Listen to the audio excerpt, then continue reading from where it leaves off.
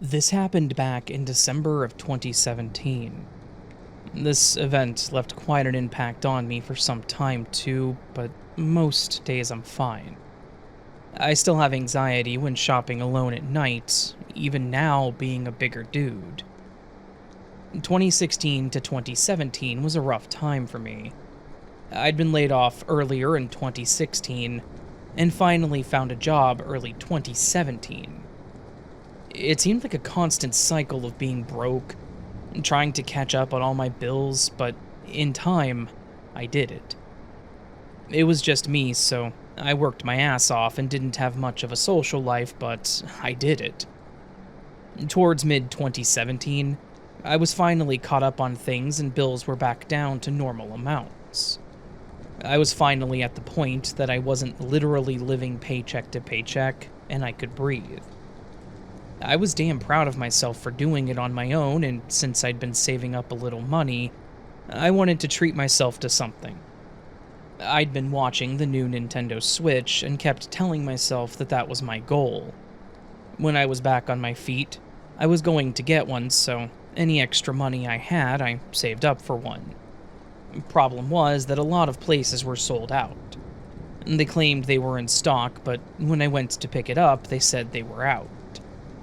I probably went to 4 or 5 different places and got the same results. I'd practically given up, other than paying double the price of one on Amazon from a third party, and I wasn't stupid enough to do that. So I was disappointed, but I just thought I would get one eventually and left it at that. But then, to my surprise, a week before Christmas, I got an email from a large retail chain saying they had Switches back in stock. I didn't get my hopes up though, thinking I probably wouldn't get one in time. But one night, as I sat at home, I was going through stuff on my own when something reminded me of the email. I was off, and not doing much at the time, so I thought it wouldn't hurt to check out the store and see if they had any left. The store was just as busy as I was expecting it to be. Some kids roaming around, running up and down the aisles, and adults too busy talking on the phone or arguing with someone else to even watch their kids. But I made my way to the electronics section pretty much unscathed, other than the fact that I seemed to have been being followed by AP. There were 2 men that were always within my line of sight and watching me. They were both in dark pants, black jackets, and a beanie. They would stop and talk to each other and would act like they were looking at something on a nearby shelf, but every time I looked over, they would be looking at me. I was getting that feeling like I was being watched. They made it pretty obvious. I thought AP was supposed to be in the background, not trying to size someone up like these guys were. I did my best to ignore it because I had one thing in mind and I was out of there. To my surprise, they still had 2 Switches behind the locked shelf, and I was ecstatic. I called someone over who pulled one out, and I paid for it there in the electronics section. Afterwards, she handed me the Switch with the receipt, as they didn't have any bigger bags in the back. She told me just to show the person at the door as I left. I was in a good mood right there. I was in a good place. I had saved up. I was able to get my hands on a Switch. I was ready to just get home and set it up.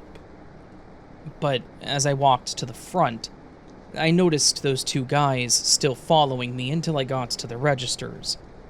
There was no way they didn't see me pay for the Switch. Not to mention, I didn't touch it until it was paid for. So why were they still following me? I decided to buy a soda, thinking maybe they would walk away at that point. The cashier rang it up, and I even showed her the receipt for the Switch. By the time I was walking out, I glanced around and didn't see those guys. I thought they probably understood that I had already paid for it and decided to leave me alone. Either way, I was getting out of there. The parking lot was pretty dark at this point, and no one was around from what I could tell. But then I started hearing someone walking behind me. I did a quick glance back, and my stomach dropped.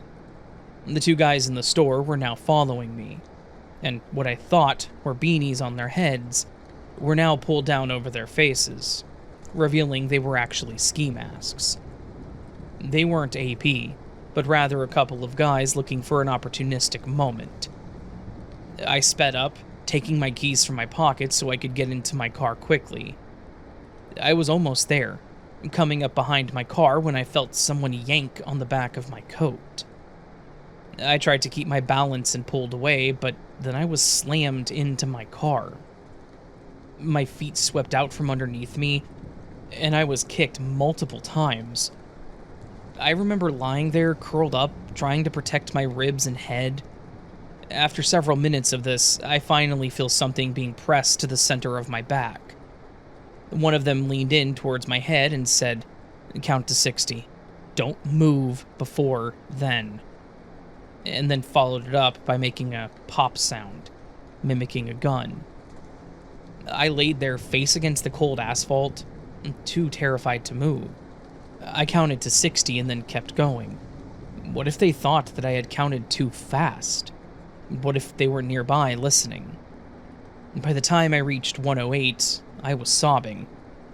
I finally told myself that I needed to get up and started by looking around. When I didn't see anyone, I got to my feet and scanned the ground around me to assess the damage. My wallet was on the ground, open with my cards, and the cash was gone.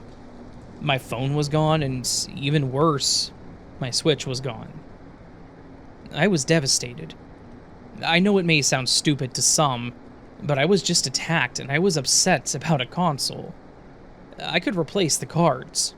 How could I even prove what happened to the console? And after everything I had been through the last year, this was supposed to be my moment of happiness. Something I could look back on and say that I did that, all on my own. Feeling defeated and not knowing what else to do, I thought I could at least file a police report back in the store. As I walked in, I saw a woman standing inside the first set of doors. She made eye contact with me and immediately asked if I was okay. I lost it. I broke down again and told this woman everything that had happened. She was probably close to my mother's age, and she immediately hugged me. She said as she was leaving, she saw two men wearing masks running away from the parking lot, and one of them shouted to go. She could see them run to the side of the building, and then a car took off. I thanked her for stopping, and she explained how she wasn't comfortable walking in the parking lot by herself, so she had asked the door greeter to have someone walk with her, which is why she was waiting where she was. We both walked back into the store, and I told them that I needed to file a police report and to check the cameras. They refused to let me see the cameras, but they said they would show the cops if I did file something. The woman let me use her phone to call the police, and then we waited there for them. They filed the report. One of them went and watched the cameras and confirmed they could see the attack, but couldn't see the license plate of the car they left in. Afterwards, they took my contact info. I had to give them my mom's number because I didn't have a phone, and they said they would reach out if they found anything. The lady that helped me gave me another hug and apologized for what had happened to me. It was very sweet of her to stick around, considering she had no reason to. She could have just left, but she stayed to help me, and at the time, that meant a lot to me. I went home defeated, worse off than I was when I left, not knowing what else to do. I had my ID, but that was about it. Everything else was gone. I just went to bed thinking I would drive to my mom's house the next day and let her know what happened. I actually woke up the next day to someone knocking on my bedroom door. I live alone. I slowly opened the door to see my mom standing on the other side, her eyes huge and filled with concern. She told me that there were cops waiting for me downstairs. She has a spare key to my place, and after getting a call from the police looking for me, she came over quickly and met the police at my place. I explained what happened to my mom as I threw some clothes on and went downstairs. The cop again asked me what all was taken that night. I listed my cards, the amount of cash that I had, my phone, and of course, the purchase I had just made for the Switch. He asked me if I still had the receipt, and I did. I had shoved it in my pants, ready to get home. I got the receipt and showed it to the cops, and he said he actually had good news. Later that evening, they had arrested a few guys after they tried to break into a car in another parking lot. Someone spotted them and called it in immediately. When they stopped them, they had a trunk full of stuff from consoles and toys. There was a baggie filled with cards with different names on them and a box of phones, clearly belonging to other people. They said they started sorting through everything, and the cop that was at my place that morning was both there when I filed the report and was going through the cards. So he wanted to reach out to me to come in and check the phones. What I didn't think about was that the receipt had the serial number for the Switch, so I could bring it in so they could try and match it too. My mom went with me, and they said they didn't find any of my cards, nor did they find any cash. But my phone was in the box, and they could match the serial to one of the Switches they had. This had turned out to be one of the worst moments, but also quickly turned around. I lost about $100 in cash, but I didn't have to replace my phone or the Switch. I had to report my cards as stolen, but thankfully they had only used one of them to get gas. I realized that I got extremely lucky that night. They could have killed me, knowing they pressed something to my back that could have been a gun. I saw their faces in the store, so they had a reason. I could have never have gotten my stuff back, but they got too cocky and didn't stop when they did, in turn, getting themselves caught.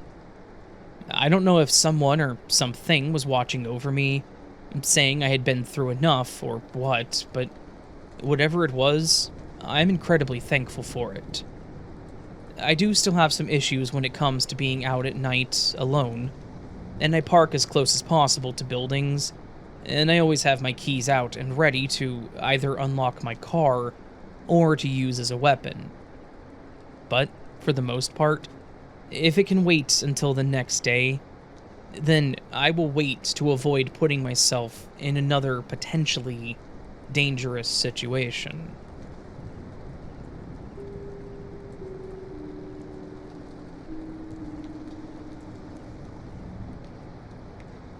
I'm fairly new to your channel, but I do have a story that I wanted to share with you that happened to, well, not only me, but my family. It might be a little different from your normal, but it was still pretty scary for us, as well as creepy, so hopefully you and your audience will enjoy it. Here goes. My dad's family owns a lot of acreage out in the middle of nowhere, Missouri. It's been handed down for a couple generations, and we used to visit a lot as a kid. I don't get down there as often now as an adult, maybe once a year between Thanksgiving and Christmas, but that's about it. Currently, my great-grandma lives there. My great-granddad passed away some years ago, but after my great-grandma had a stroke 2 years ago, leaving her unable to do some things without help, my grandma moved in to be with her. We didn't know how much time she would have, so a lot of us agreed that we should have an actual gathering down there so that we could be with her. Their home was a cute little 3-bedroom house with a guest cabin behind it. The property's backed up to about 40 or 50 acres of dense forest, so when I say middle of nowhere, I really mean it. Once you get on that last road, there is nothing but trees and a lake, and if you're not paying attention, you'll miss the long driveway. There's no cell reception, and they barely even have cable TV. I'm not currently with anyone, so I drove the 2 hours alone, but I arrived to a house full of family that I loved. My dad was there, my parents split some time ago, my brother and his wife, my sister and her little girl Kenzie, my grandparents, great-grandma, and plenty of aunts, uncles, and cousins. It was a packed house, but it was fun. I especially adored hanging out with my little niece Kenzie. She was 9 at the time and was always a curious and adventurous little girl. She loves to ask questions and get into things that she probably shouldn't, but she was always fun to watch because of it. She would definitely keep you moving. She'd brought along a small clipboard that opened where she stored her paper and her markers. She'd gotten it for her birthday, which was mid-November. I'd been watching her, and she said that she wanted to show me something, and took me out on the back porch. She set her paper on the wood table, took a stencil out of her clipboard, pressed it on the paper, and rolled her marker over it. When she finished, she had made what looked like a wooden textured smiley face. She was very proud of it too, like it was magic. I remembered using a similar texture thing as a kid where you rubbed the paper with graphite to reveal a picture, so I thought it was neat. I watched her as she continued to draw on the smiley face page, and we talked about how she had been. Then, completely casually, she asked me without looking up, "Do you hear the singing in the woods too?" I remember being confused, telling her that I didn't know what she meant. She just shrugged and kept coloring while explaining. She said there were pretty ladies who sang in the trees. They have such nice voices. I just looked at her funny. Like I mentioned, Kenzie has a fantastic imagination. She could come up with the whole story about a cool-looking rock she found, and you'd be surprised that it came from a 9-year-old. My first thought was maybe she heard a bird song that she really liked. I've always been a huge bird person, so I asked her to sing the song, thinking maybe I could help her out. She looked up with her head tilted, and then she started humming. It was just a normal tweet or chime that I was expecting. She seemed to be humming a whole song with no lyrics. It wasn't very long, but she did repeat it a few times, which was even weirder to me. If she just made it up, I would think there wouldn't really be a pattern to it, and it would just be her humming for a few seconds. That wasn't the case. When she finished, I asked her where she heard the song from, thinking maybe it was a song from a show she watched or something, but she just pointed to the woods and said, "The ladies in the trees. They want me to come sing with them." I was confused, maybe even a little weirded out by it, but I just kind of let the conversation go, not trying to carry it on. I would just ask my sister about it later. We continued coloring inside because it was chilly, until dinner was ready. We all ate together and it was fine and normal. Then we slowly dispersed as we finished. Some of the kids were eager to go back to what they were doing. Some adults stayed in the dining room talking, while others went to the living room to sprawl out and maybe take a nap. After everyone was finally done picking at food and desserts, most of the adults were either in the living room or out front talking. The kids were off doing their own thing, and it was like any other day. A lot of us adults had grown up there, so it wasn't like we were somewhere unknown. No one was really concerned about what the kids were doing or where they were at, because we knew they were close by. They were either in the back room, the basement, or outside playing. But around 8 p.m., some people started heading out, knowing a long drive was ahead. Since it was just me, I had plans to stay overnight. My sister, Trish, walked away to get Kenzie while the rest of us continued talking. Shortly after, Trish came back into the living room and asked us where Kenzie was. I shrugged as I hadn't seen her since we had dessert, while someone else mentioned that she had been playing with a couple of the kids out back. Trish looked at us curiously, saying she checked outside and didn't see her, nor was she in the back room or the basement. I agreed to help look for her, thinking she was probably in another room that she shouldn't be in, or maybe we were just missing her. She could be really quiet when she was focused on something. Since she had been coloring, I was thinking that maybe she was just ignoring our calls. We searched every room in the house, even the closets and pantry, and we couldn't find her. The kids swore that they weren't playing hide and seek or something else that would make her stay hidden, and it wasn't some kind of prank, so where could she have gone? My sister was starting to worry, and reasonably so. Others kept joking that she had to be around there, as it's not like there were any strangers nearby. The stranger part I could believe, but where else could she have gone? I went out back where the kids were and asked them again about Kenzie and when they last saw her. And that's when one of my second cousins made the comment about the singing ladies. I did a double take and asked what he meant by that. He said that Kenzie mentioned singing ladies in the woods, but he didn't like bugs, so he wouldn't go with her, which had upset her. My stomach dropped. I asked if she went into the trees alone, and he said that he never saw her go, but she might have. If she went into those woods, we were not going to have a good time. There was a lot of acreage, as I mentioned, and most of that was trees. We could be searching for a long time depending on how far she got. What's worse is she just had her sweater on, not a large coat, which she needed if she was going to be out there long term. I went back and told the others immediately, and Trish was starting to panic. I followed her and some of the others back outside, and I told the other kids to go inside. They stayed with my grandma, and we all went outside and started walking the tree line.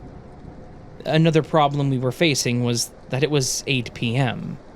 It was dark, and without any city lights, it was pitch black. We were using flashlights in our phones to light it up the best that we could, but we could still barely see. I tried to remain calm, but part of me was really worried. What were these singing ladies that Kenzie had mentioned prior? Could they have been real people? And if so, where could they have come from?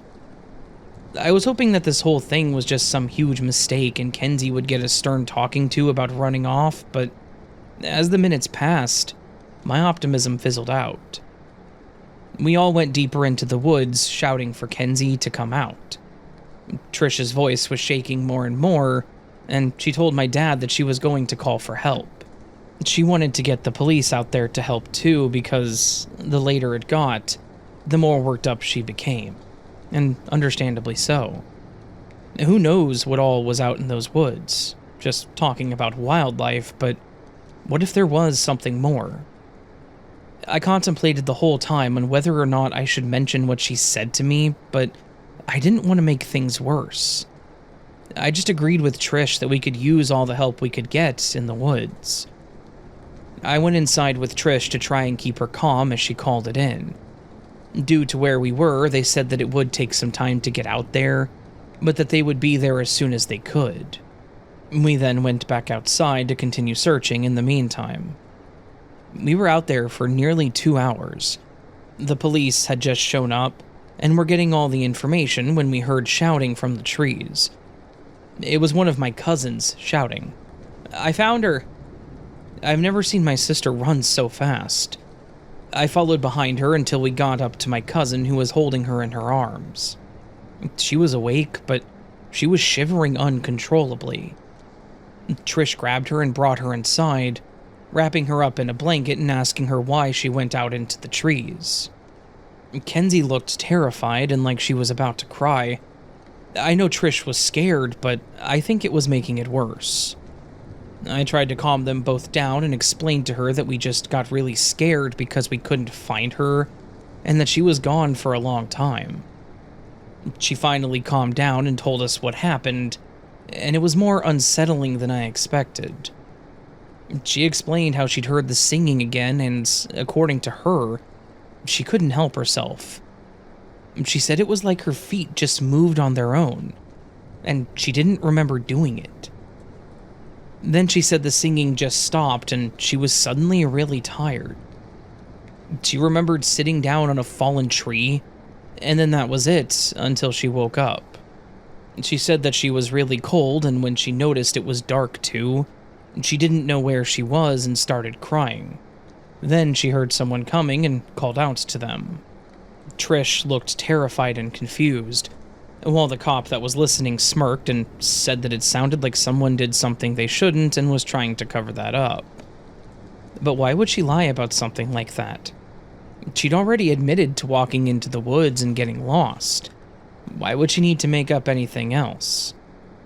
The cops still took down the info, and they left afterwards, saying that they were just happy she was okay. Sure. It was already late, so my grandma told my sister to stay in the cabin, and she obliged. I was happy she stayed too. I didn't think she'd be able to drive home safely with her mind so clouded with questions and concerns. I, for one, had a hard time sleeping. I admittedly never mentioned the singing lady to anyone. At least, not that night or the following day. It ate at me for a few days afterwards, until I finally caved and told my sister. I feared that she would have been mad at me. To my surprise, though, she wasn't. She said that Kenzie told her about the singing ladies that night, afterwards, and again the next day. She even hummed the same song to her. She believed her too. Again, it was so specific that it was hard to believe she made it all up just to go out into the woods.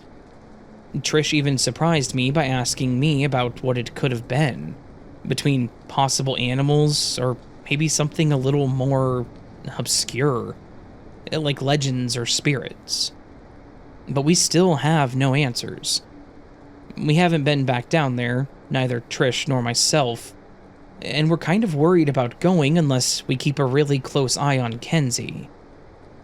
So, my only question still remains unanswered. What could be back in those woods?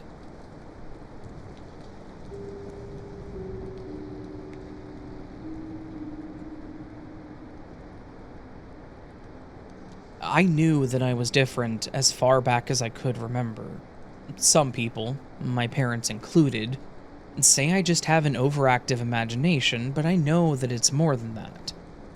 I've carried this weight of fear and anxiety that seemed to have no rational reasoning. My parents, bless their hearts, tried to help me feel normal, but it wasn't their fault, nor do I blame them. For the longest time in my childhood years, the sound of raised voices would send me into a panic attack. My parents rarely fought, and when they did, the worst of it was my mom sighing and shaking her head at my dad. If anything else happened, it was never in front of me. But even when my dad would raise his voice to cheer for his favorite team on TV, or the playful teasing between the three of us, it would leave me feeling overwhelmed and scared. I could never explain why. I just knew that even the most innocent of teasing or joking felt like an assault on my very being. My parents had a hard time consoling me in those moments too. They would smother me with love and explain that it was just a joke, and part of me knew it.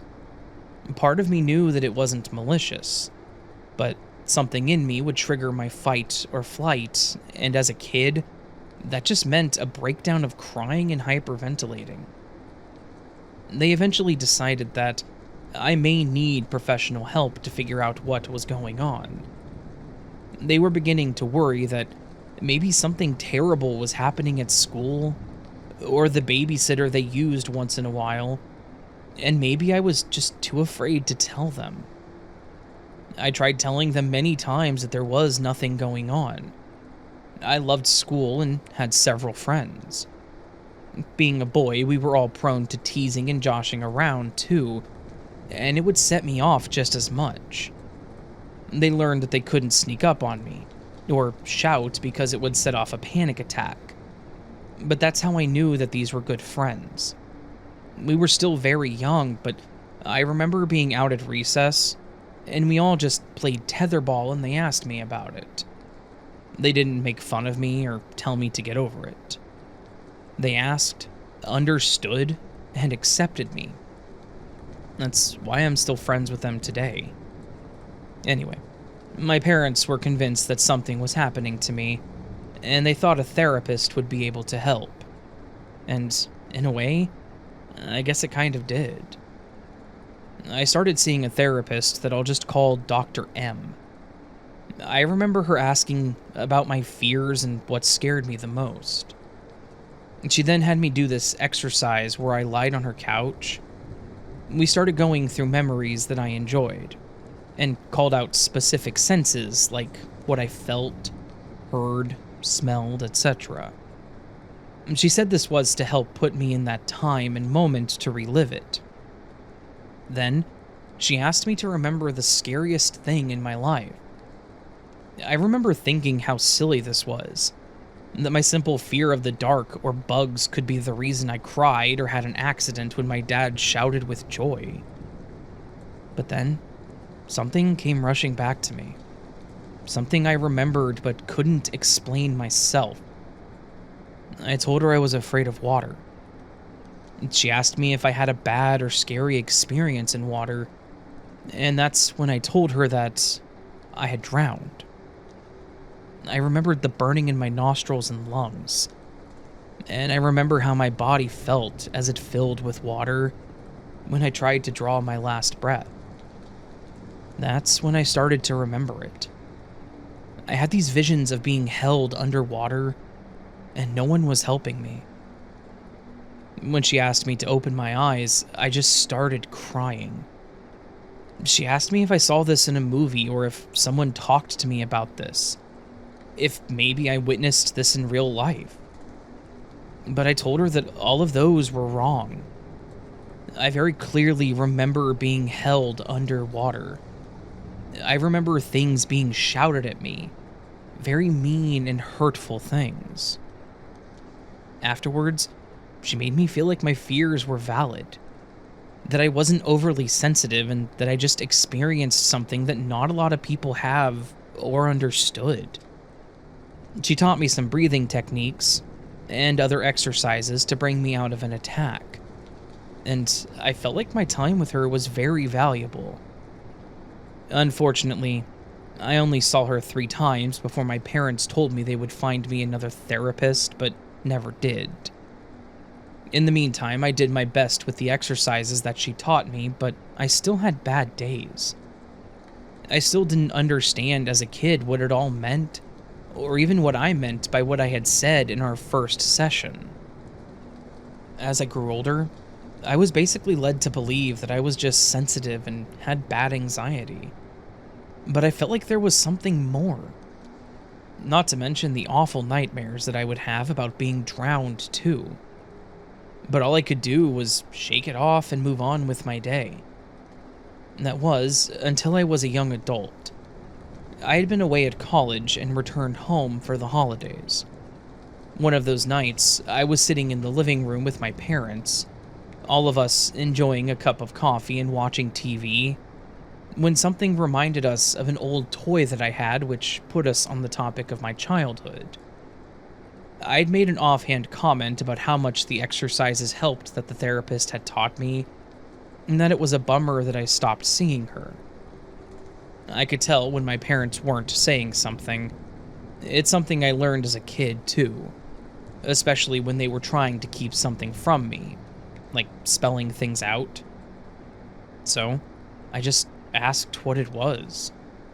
Was there something up with the therapist, or something else? What they told me made a huge difference for me. My mom explained how the therapist told her about my drowning discussion. She asked me if I knew someone that had died that way, if someone in the family did, or if I had watched something, and she declined all of those. She then asked if I ever had any accidents of almost drowning, to which she also declined. Then, the therapist hit her with a hard one. She said that if none of the previous suggestions she mentioned were possible, then her theory was that my fears may be from a past life. She wanted to explore the possibility that I was remembering trauma from a previous life. She told them that it could help me move on and possibly get rid of my anxiety problems if the past life was the root cause of it. As my mom explained this, I felt like I'd been punched in the gut. Could that be true? Could that really be what happened to me? To make me the way that I am? Is that even possible? My dad jumped in and mentioned that this was the reason I stopped seeing her. He made fun of her, calling her a quack, and that was the reason he didn't believe therapists were real doctors. We had a slight argument then. One of the few times I've ever fought with my parents. I was upset. I lived with these thoughts and fears for all of my life, and because they didn't believe in past lives, they weren't willing to take the chance on me to help me. I missed out on a lot of opportunities because it was so debilitating. I didn't go to parties. I rarely had parties myself. I just had one or two friends over. I grew up thinking that I was the problem, that I was broken, and my parents didn't seem to care about it. When I went back home after that, I started looking further into reincarnation, stories, and even therapists that specialized in it. I was determined to find another therapist that specialized in past life regression, and to my surprise, there was one just about an hour away from my school. I went to see him one day, and I reminded myself to not get my hopes up. It started with me explaining to him why I was there. I explained my attacks and fear of people yelling. I talked about my previous therapist and what I told her and what she had recommended. He agreed that there was definitely potential and wanted to try one of his regression techniques, and I was also interested in it. I will say that I was a little skeptical and hesitant at first. I wanted to hold on to this as being the cause of my problems, but then part of me was also worried that maybe it was a sham. Maybe I was just going to be a way to get money out of people and lie about, quote, seeing something in me, right? I had to come back the week after the sessions, so it was possible that maybe he would even look up some stories to tie to my experience. But that's not what happened. He had me lie on a bed, and he walked me through these steps to put me in a trance, basically. From there, he would ask me questions about what I remember. And the rest? I wouldn't have believed it if I didn't get to listen to the recording when we were done. I described a life of cruelty and pain that ended in a violent death. I told him my name was George. I had a huge birthmark on my face that made me look disfigured and was always made fun of. By strangers, kids in school, and even my parents. My parents were alcoholics. I was bullied by the kids, rocks were thrown at me, my parents beat me. I starved a lot. I described walking home and 4 boys following me. They started pushing me, taunting me, and talked about how I was a freak.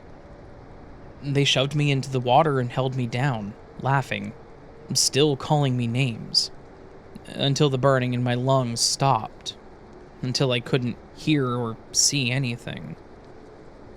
I was shocked as I listened to my own voice retell this story. There were no prompts by the doctor, only questions, such as my name, age, where I was. I told the story. I don't remember saying it. I don't remember any of it. All I remember is what I thought to be an irrational fear of people and drowning, and now I finally had answers. From there, we talked about where we would go with this information. It gave me the opportunity to move on. I realized, besides my parents being very opinionated on mental health, they did love me. They never did anything to make me feel anything less. Hell, neither of them even drank. They never hurt me, and I was never teased more than the normal teasing kids did at school. I knew that whatever previously happened to me was in the past, and I could actually move on. The doctor asked me if I wanted to find out about the boy I once was, saying they researched that too, as much as they could, but I declined. I was killed back then. I don't feel like finding that person and looking into it would actually help me. I felt that it would just trudge up more grief and loss of time. I had enough answers, and it helped more than I ever thought it could. I told my parents about it, but I don't think they really cared or understood or believed it. But that was okay by me. I was the only one that mattered there. It helped with a lot of my anxiety and mental health, and it's something I will never forget. At least, I hope the good memories don't leave, because I think it's helped the past child and my current life heal from the trauma and truly live my new life filled with love and the sense of acceptance.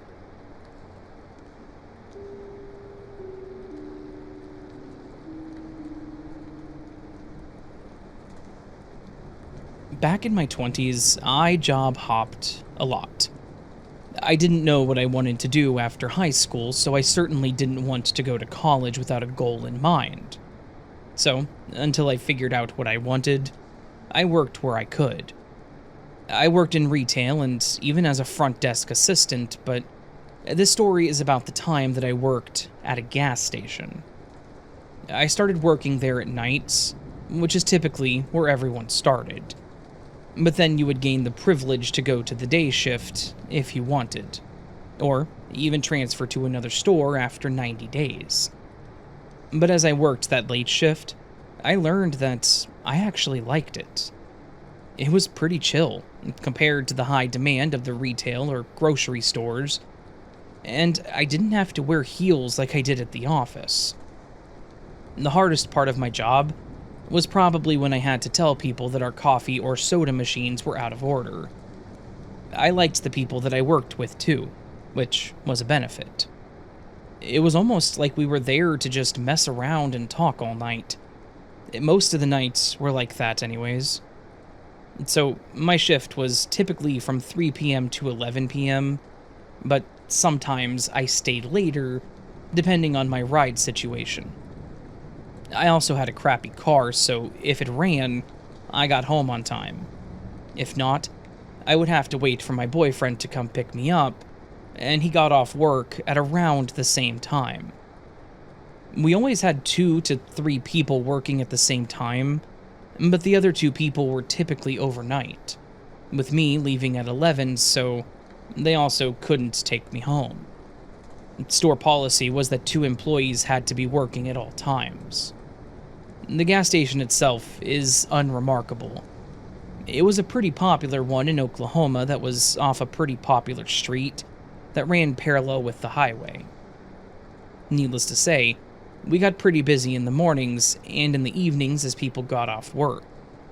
But by 9 or 10 p.m., it was pretty dead. My last few hours were always a break from the rest of the shift, which was nice. That night, I was manning the register as I usually did. Josie would be coming in a few hours to start her shift, and Carlos was in the freezer stocking stuff. It was quiet, as it normally was, with just a car here or there that would get gas, pay at the pump, and then leave. It was about 10 when I first noticed this car. It was an old dark brown or maroon sedan with tinted windows. It caught my attention because it had been circling the parking lot for about 10 minutes or so. Something that was definitely unusual. It passed by the front of the store a few times, which was even weirder to me. We were a 24/7 gas station, and it was pretty obvious. But just to humor them, if they weren't from the area and not familiar with this specific gas station chain, they could see the store hours on the door when they pulled to the front the first time, and then they would know the hours. There was no reason for them to drive by the front doors multiple times. We even had suspicious cars drive by, like they were casing the place, But as soon as they saw Carlos, or maybe the multiple cameras, or maybe the multiple security cameras, they would just move along. It didn't happen often, but it was still more than once, which didn't make you feel good about it. So, this car had circled multiple times, but they kept coming back, unlike the past experiences.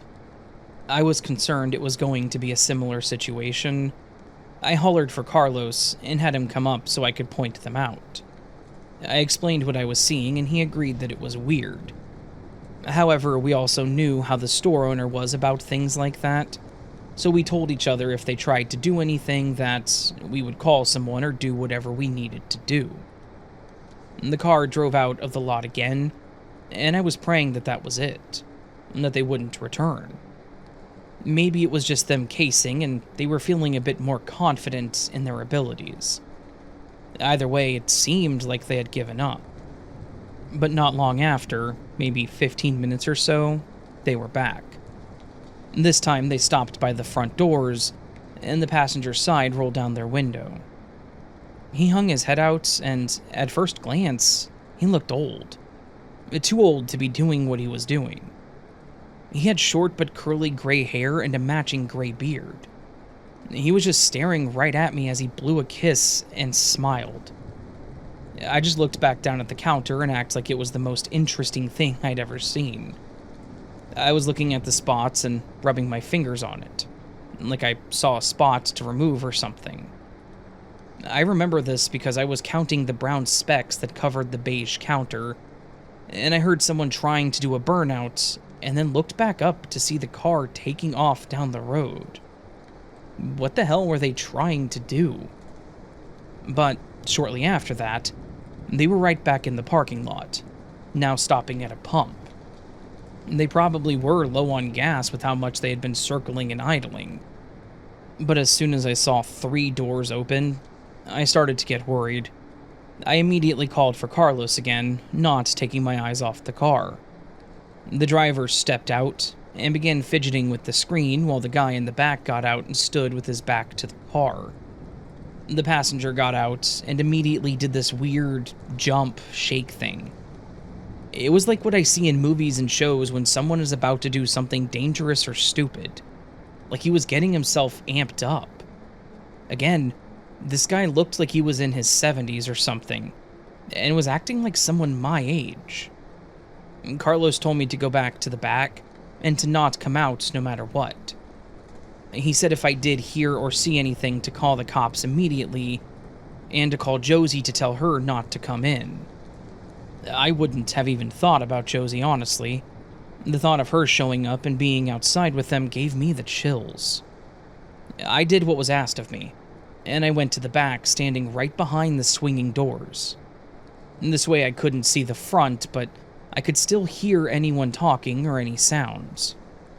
The man was whistling and said, "Hola!" to Carlos, who just said, "Hey." I heard the whistling as he walked by the doors and headed to the back, by the soda machines. He then went back to the front, and I heard a crunch, possibly lying something on the counter. Carlos asked if that was it, and all the man said was, "Where'd the little girl go?" Carlos answered, "She's on break." The man's response made my stomach drop. "Aw, I wanted the pretty girl to check me out. When's she coming back?" In a very annoyed tone, Carlos responded, "Will that be all, sir?" I heard what sounded like a bunch of coins being dropped, then followed by the man laughing. He then said, "Adios, amigo," in what I can only describe as being sarcastic, and then I heard the door chime. I waited for a few seconds, and then peeked my head around the corner. I didn't see the man, so I asked Carlos if he was gone, and he confirmed. I came back out and saw Carlos picking up coins from the counter still. Apparently the man had just tossed some money on the counter and walked out with a bag of chips. He said that he was glad he sent me to the back because seeing that guy face to face was unsettling. One of his eyes was completely gray and clouded. He didn't have any teeth, yet his smile was creepy and his hands were messed up. like dried blood and cuts all over his knuckles. He asked me to call Josie and tell her to call when she got there so that Carlos could meet her at her car. And he said he was actually going to call the cops, too. I knew the guy was creepy, but something else was obviously putting him on edge, and enough so for him to call the cops. After the guys had gotten back in their car, they left the parking lot but were stopped on the side of the street across from the gas station. When the police rolled up without their lights and sirens, that's when that car left and didn't come back. We both explained what we saw, and the cop said that he would do some rounds to see if they did come back. They left so quietly, I don't know if the cop even realized they were there. I remember trying to stress the importance of where they were, trying to convince the cop to go now and that they might catch them if they did, but he wouldn't, saying he had to wait for backup. It was crazy. I never saw that car or those guys again that night, and I was so angry. If they would have paid attention, they might have. Ultimately, they just took our report and said to call them if they came back again. That was the night that I drove myself, and I really wish that I hadn't. Carlos walked me to my car, but I would get distracted by any lights that I saw, paranoid that they may have been following me. But I got home with no incident, and my boyfriend even met me outside, after telling him what happened at work. Carlos had also reported the incident to the owner, since it was required any time the police were called. To my surprise, the owner took it very seriously. They ended up talking to me about it too, and mentioned how they had heard other reports about a suspicious red car driving around and following women. It was always at night, and was when they were alone, locking up or leaving work, leaving a bar or school, sometimes even just walking at night. They would follow them. Sometimes they would ask them for help or ask them to go with them, claiming they knew a place to party, or that they needed help with something in their car. As far as I knew, and what the owner told me, they had never been successful, but they still had a lot of reports from those women. The thought that these guys could have been there for me and not the store, it made me sick. What would have happened if we didn't call the cops? Would they have waited for me to leave? Would they have tried something in the store if they thought I was alone? I still have no idea, and I'm sure that I'll never know. What I do know is that it made me realize some of the vulnerabilities of working at night, and I didn't like the odds as a small female. I ended up changing to days after that until I found another job, and I never looked back. The fun, workless nights we had as employees were nice, but it definitely was not worth my safety.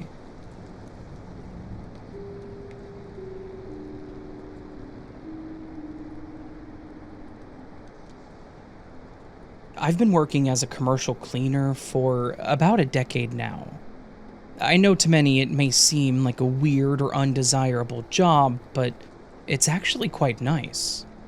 I work overnights. I get to listen to music and podcasts, such as yours, and I usually don't interact with any of the customers. I go into the buildings, clean, disinfect, and sanitize office buildings. Especially after 2020, our business really ramped up. Sometimes we've even gotten calls to clean up some crime scenes. I can't really go into a lot of details on those, but I wish I could. For the most part, it's just the office buildings. It's pretty simple work and I enjoy it. But there was a situation that I was unfortunately involved in back in 2021 that has affected me on the job since. We had a relatively new client, a law office, that started a contract with us in late 2020. They had a small suite previously, but since they added a new partner, they needed a bigger place. So they moved to an old Victorian-style home that had been converted into commercial use.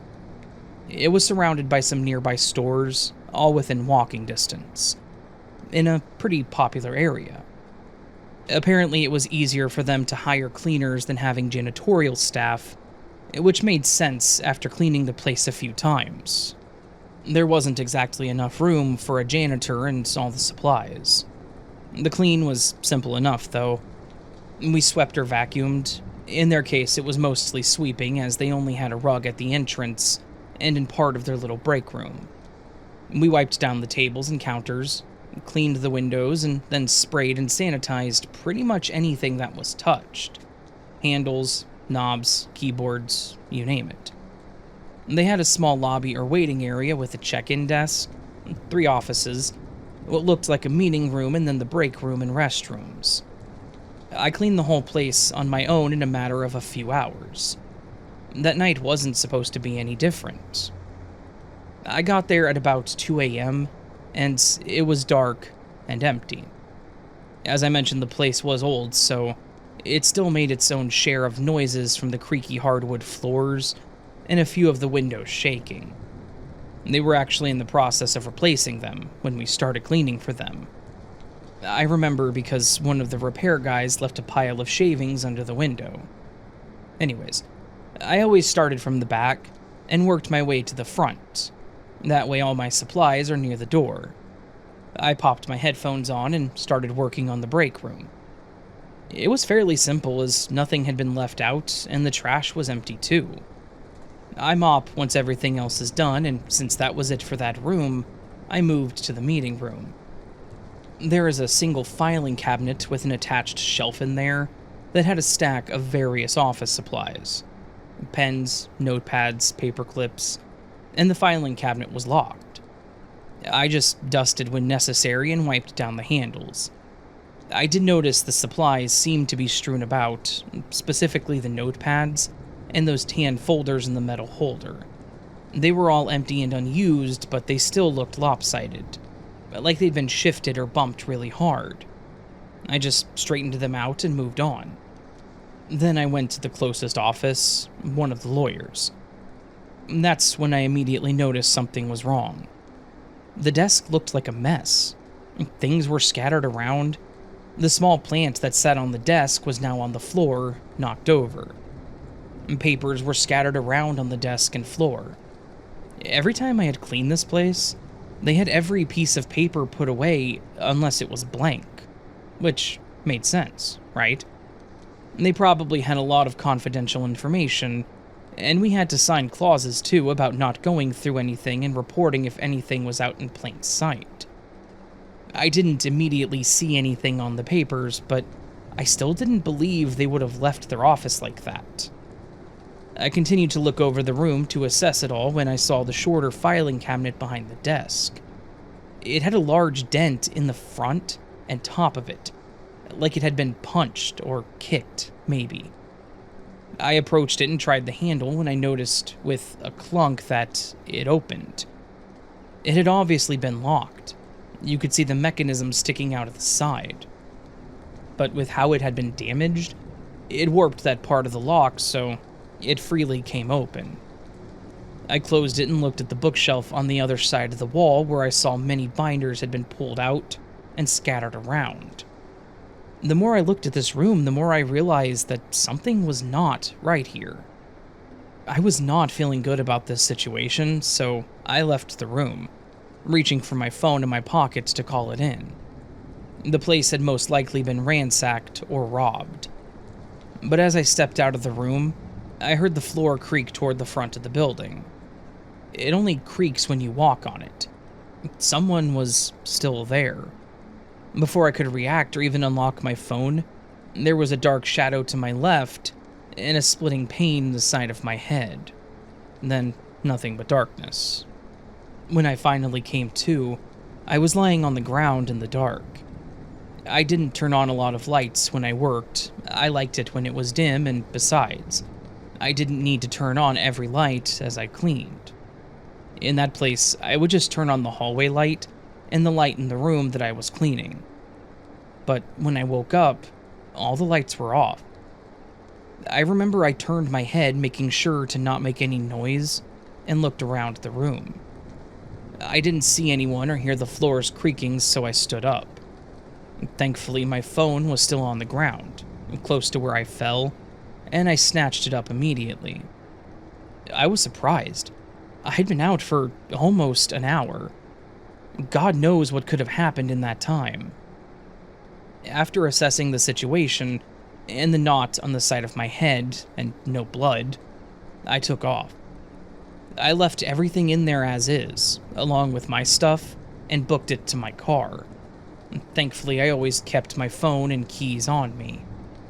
Once in my car, I called my boss to tell him what had happened, and then the cops. I sat in my car and watched the place to see if I could see any movement inside, or if anyone left, but I never did. I don't know if I was relieved by that or disappointed. The cops showed up pretty quickly, seeing as there was a police station within a short distance. As I was telling them what had happened, I saw my boss and another man approaching. It was apparently one of the lawyers. I started my story over to explain to them what I had witnessed, and the lawyer confirmed the office that I described was his. I was asked to stay outside with my boss while the two cops went in with the lawyer. While they were gone, I had another officer come over and ask me to give a statement, so I explained it all to him as well. I remember him asking me to be very specific about the times and what I saw. Once I finished, he patted me down and handcuffed me. I was confused and worried. Why was I being put in handcuffs? He said that I wasn't being arrested and that it was just for precaution, but I was still confused. I had called it in. I had been attacked. After some time, the cops and the lawyers walked back out. The lawyer looked a bit concerned or frazzled while the other cop that I hadn't yet talked to approached me and asked me to go over things again. By now, I'm annoyed, confused, and worried. Not to mention my head was still killing me. A paramedic had come over and checked on me too, making sure I didn't have a concussion. They gave me an ice pack or something, but it still hurt. Their tone was making me increasingly nervous. They weren't treating me like a victim. They were treating me like a suspect. I started second-guessing everything as they questioned me. Did I do something wrong? Something that would make them think that I was the culprit too? The paramedics ended up taking me to the hospital to make sure that I didn't have a concussion, but I was still nervous about the whole situation. I know I didn't destroy that office, but then I remembered how I did touch the handle with my bare hand. What if they lifted prints and found mine? Would they think it was me the entire time? The more I dwelled on it, the more guilty I felt, even though I knew I did nothing wrong. I was given the rest of that week off per my boss's orders, and just waited for someone to show up at my door and arrest me. Instead, I got a call from my boss, and after asking how I was doing, he asked me to come in. I felt physically fine after that first day, so I drove myself. He actually relieved so much of the stress from those past few days. He probably told me more than he was supposed to, but I appreciated it. First, the suspicion of me being involved was completely gone. He had actually backed me up to not only the cops, but the lawyer too. The lawyer, however, was pretty quick to agree that I had nothing to do with it. In fact, he was pretty confident that it was probably a disgruntled client, or maybe even a defendant, because nothing of monetary value was taken. The computers and other electronics were untouched. It was specifically his office and his files. And the other two offices hadn't been touched either. I was relieved. My name was cleared and I could go back to working knowing no one would think that I was going through their property. But it was still a crazy thought, though, that they would just happen to show up at 2 in the morning, or a little earlier than that even, and I would show up to ruin their plans. The funny thing was, I usually cleaned their office every other Friday, but they were closed that week for some reason, and didn't want to pay for a service where there wouldn't be much to do. So they had me come in the next Friday, the Friday that I wouldn't normally go in. It was literally a wrong place, wrong time situation. I continued working, and I even continued cleaning their place. I was just a little more aware of my surroundings. Before I start cleaning, I will walk around to each room and make sure the place is completely empty before I get started. I later learned from my boss that they did catch the guy that broke in, and it was someone that they were suing. Obviously, I don't want to give out names or locations that would get me into trouble, but basically, they tried to steal the information they had on him to give to his lawyer. But his lawyer reported it, knowing he wouldn't be able to use the information anyways. Apparently my boss had gotten pretty close to our clients, or maybe he knew them all along. I wasn't entirely sure.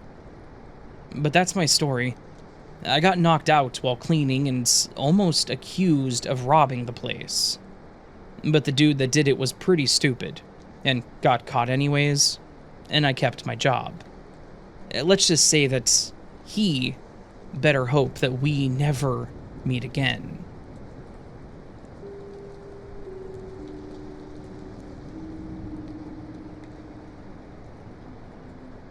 Hey Raven, here's something that happened to my family back in the early 2000s that, while we laugh about it now, it was pretty terrifying at the time. I lived with my dad and stepmom in a small house where I shared a room with my stepbrother, Peter. We were close in age and got along most of the time, so it wasn't a problem. But my stepmom hardly cooked. I don't know if it was because she didn't know how or just didn't like to. Anyways, because she didn't cook, we never hosted any kind of big family gathering, like Thanksgiving. We may bring over a dessert, like cookies, because us kids would make them with their help, but that was about the extent of our part.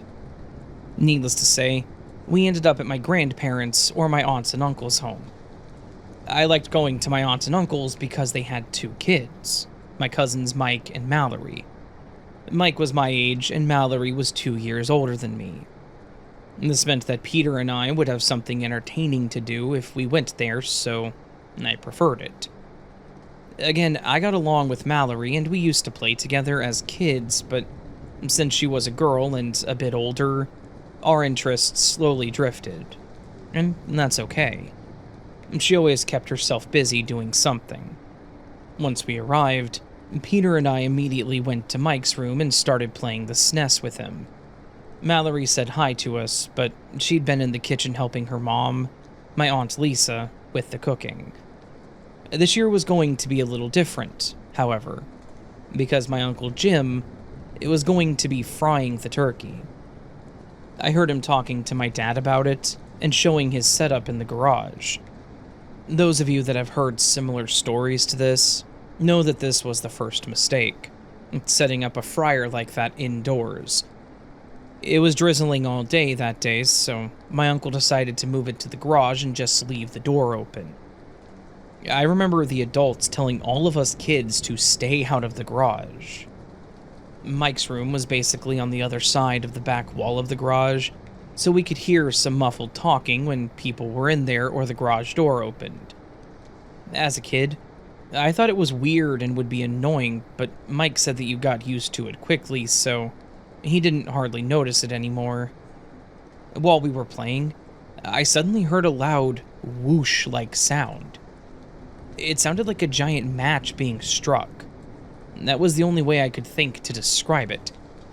Then it was quickly followed by Mallory screaming, and it wasn't her playful scream like she did when I scared her or teased her. This was more out of terror. Then I heard a lot of stomping, like people running, and my Aunt Lisa screaming. We had the door slightly open so we could hear the talking and screaming pretty well. All 3 of us were looking at the door, listening. I got up, ready to check out what was happening, when all of a sudden, my stepmom was in the doorway waving us all to go. She said to get out of the house through the back door, and Peter started asking why. I just remember the fear in her voice when she pleaded with us to just go.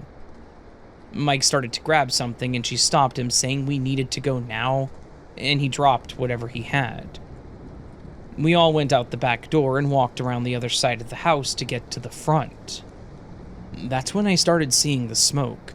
Black clouds were gushing from the garage, It was so thick that I couldn't see inside it. But then I saw my uncle rolling on the ground and my aunt smacking him with a towel.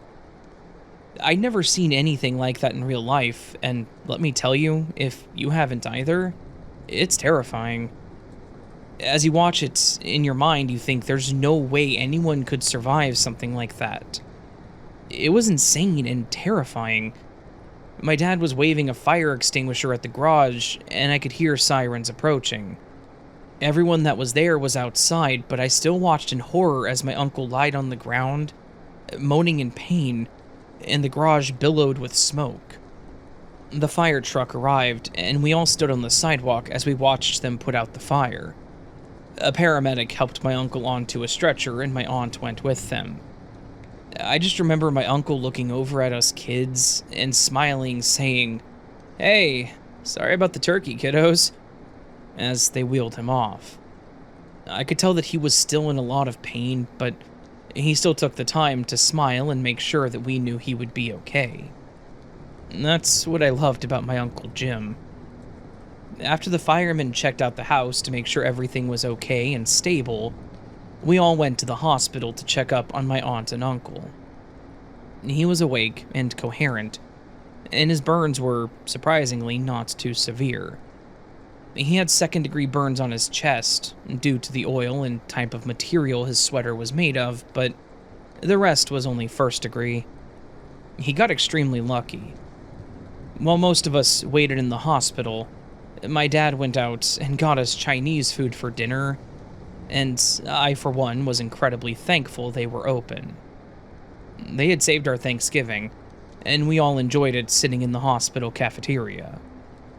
After everything happened, I heard pieces of the event from my cousin Mallory and the others over time. Mallory liked to help a lot, and was intrigued by the whole turkey fryer thing, so my uncle told her when he was dropping in the turkey so she could watch. She stood in the doorway as he lowered the partially thawed turkey, as my aunt told us. That was his second mistake. The turkey was still partially frozen, and it was supposed to be completely thawed, something that my aunt was concerned about. And lastly, he didn't measure the oil correctly. He treated it like anything else he would fry in a skillet, so when he lowered it, the oil overflowed. Some of it splashed on the floor and close to the burner, which caused a small flame that he quickly put out. But as it heated up, my uncle also turned up the heat, thinking the turkey had cooled it down some. When he did this, something popped, shooting hot oil out of the pot. It hit his chest, and in his quick response to take his shirt off because of the burning, he managed to nudge the pot, and that's when things went from bad to awful. It spilled and some landed on the burner, and that is all it took. Instant inferno. Flames hit my uncle. My cousin started screaming, making my aunt run in there.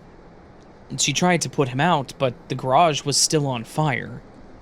That's when my uncle still had the wherewithal to tell them about the tank in there and to get out of the house.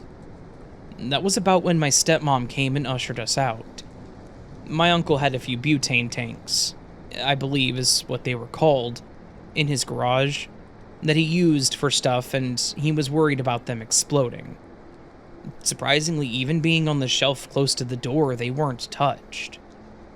Overall, the garage had some pretty hefty damage, but the rest of the house managed to be unscathed. My dad teases my uncle a lot. It's his brother anyways, and we'll sometimes call him Deep Fried Jim. He's still in good spirits about it, but I think he learned his lesson. My aunt definitely won't allow him to try it again, and we went back to the old-fashioned baked turkeys. But at least we know that, in worst-case scenarios, we could rely on the local Chinese restaurants to save our holiday dinner.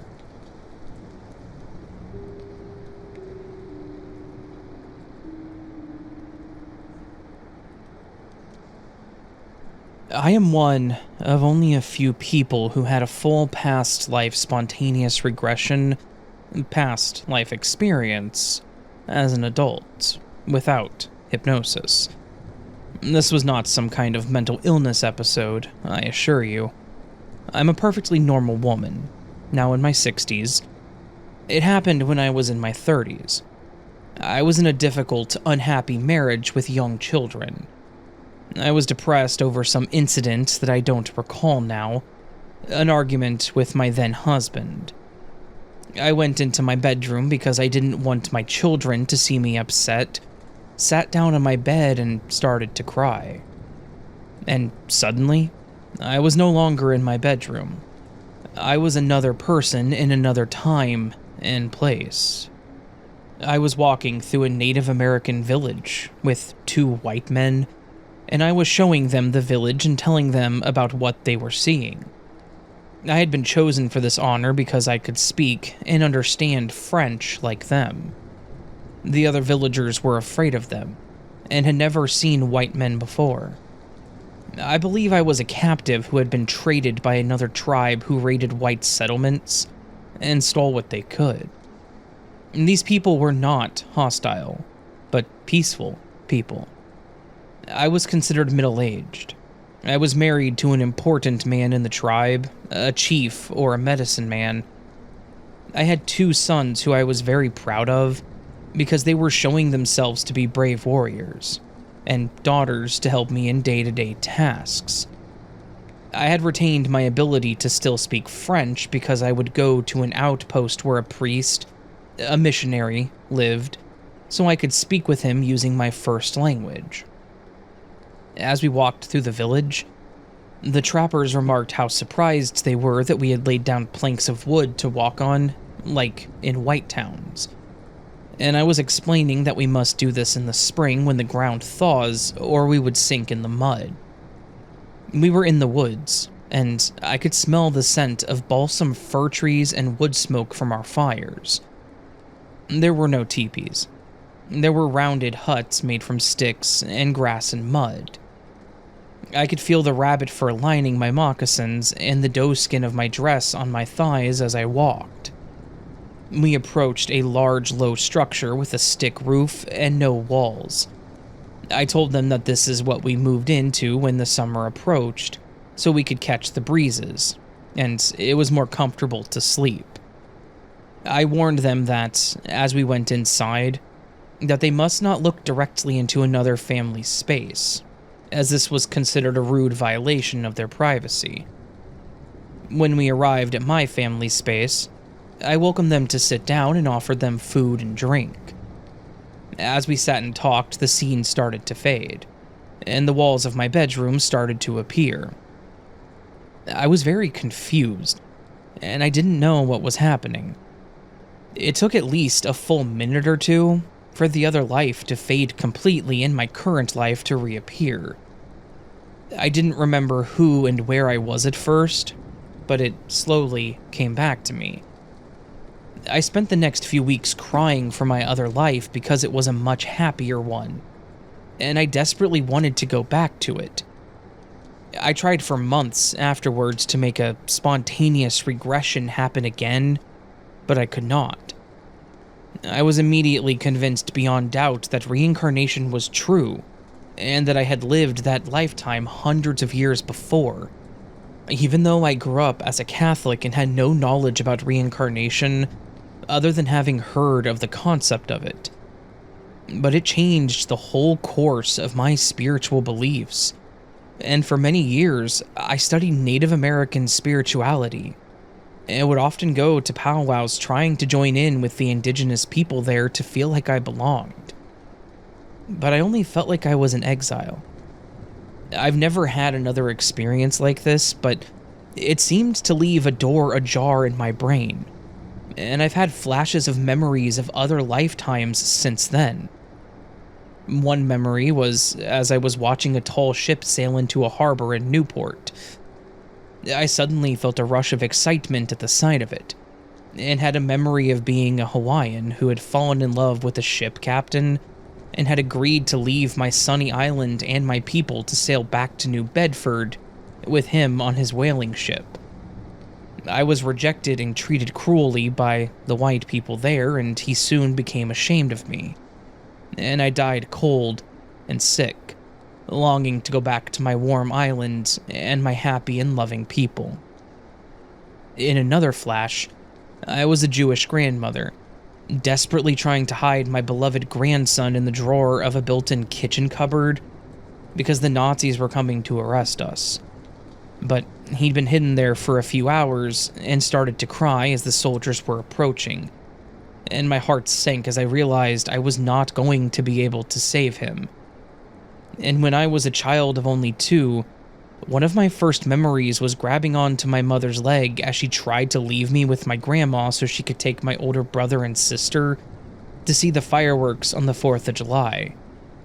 Because I was certain that if she left the house when the big booming noises started, she would die, and I would never see her again. I was hysterical and shaking and sobbing, begging her not to go. I believe that was the result of a past life memory where I lost my mama to a bombing. I've concluded, after having all these memories, that it really isn't cool or helpful to our current life, and that we aren't meant to remember them. It's enough to deal with the life we have now. These are my experiences, and I hope that you find them interesting.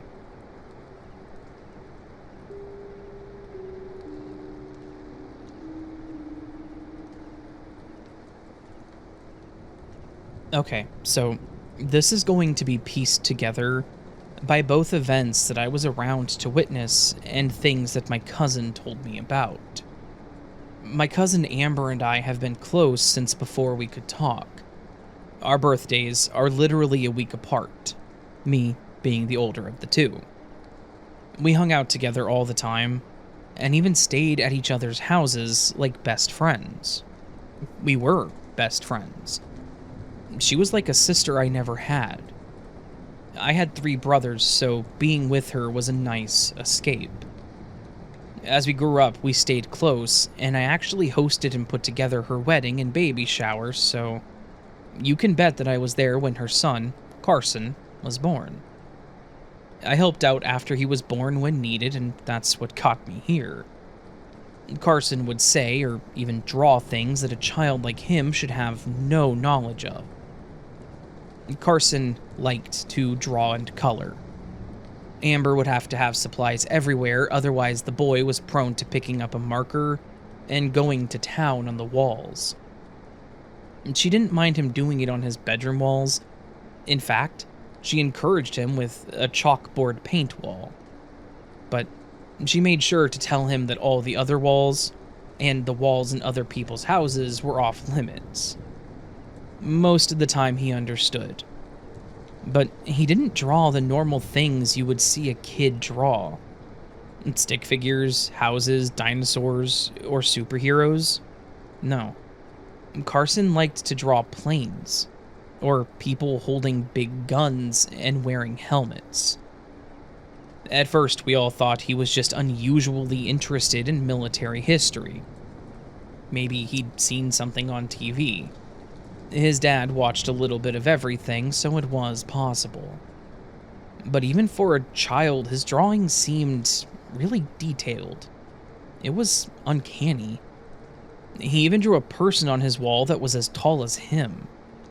He looked like he was wearing a green jacket and pants. He was holding a long gun and had on a dark helmet. He had long brown lines on each side of it that looked like he was supposed to be in the trenches. It was just incredibly detailed. Amber told me that she asked him about it, and he denied seeing it somewhere and claimed that it was him. She asked if he drew himself as a soldier, like in a movie that he saw his dad watching, and once again he said not only no, but that the movie he watched was all wrong. He mentioned how the uniforms were wrong and explained what they should look like, and talked about the guns that they used.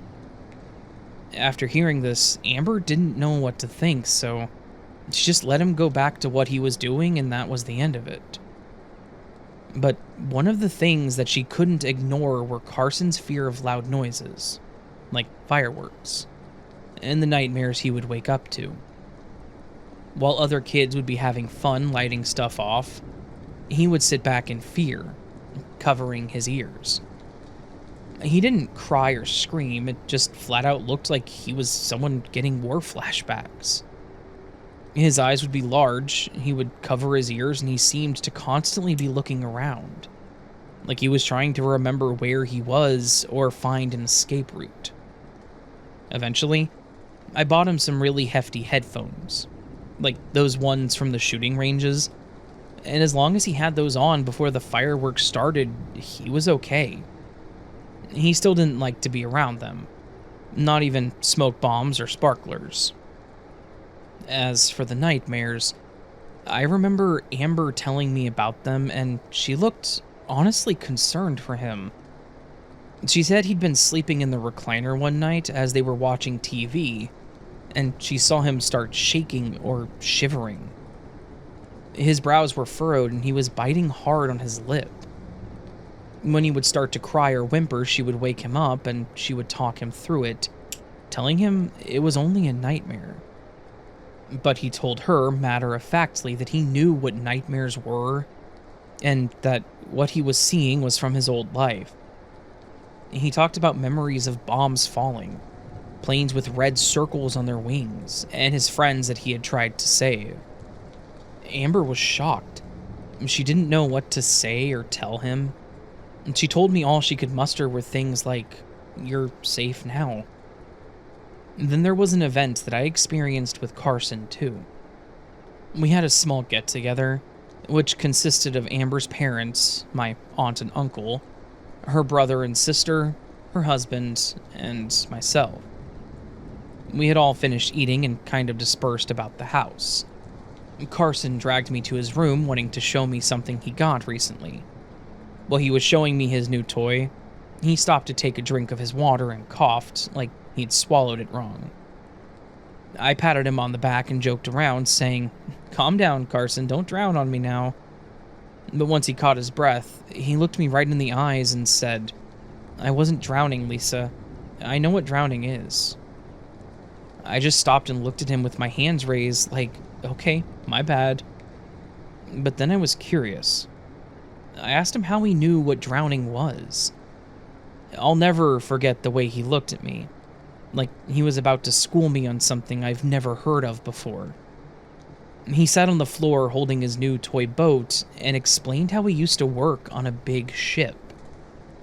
Before I was Carson, I used to be John. That's when I worked on the ship. There were a lot of planes that flew over, and we all knew what that meant. He explained the loud rumble he heard and how much the ship rocked until it went under.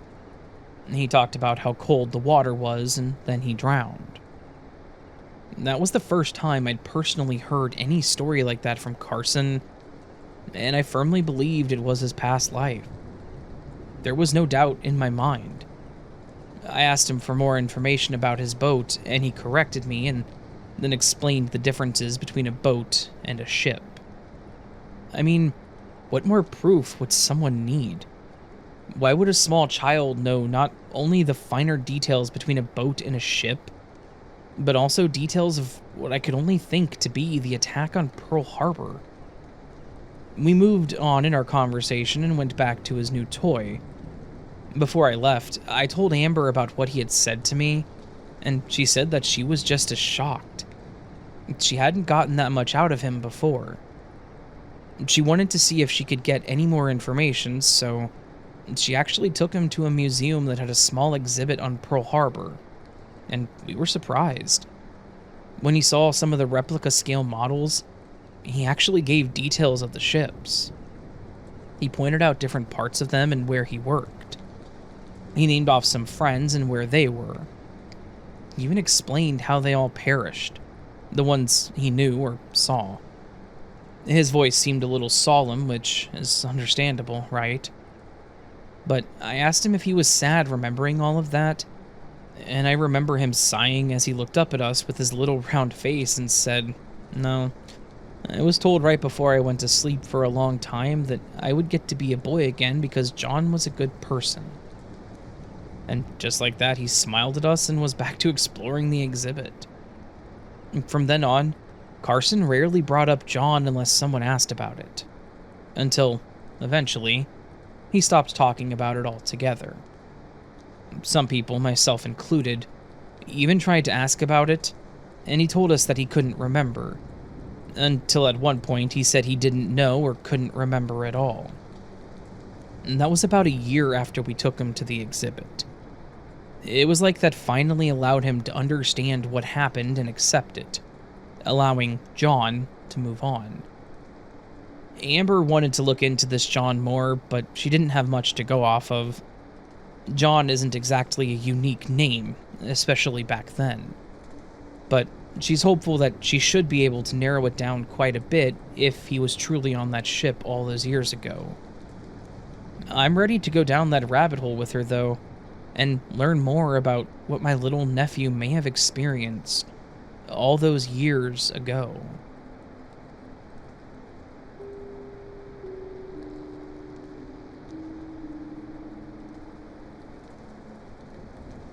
If you asked me what working in retail would be like in my 20s, would you believe me if I said it included filing a police report over a toaster oven?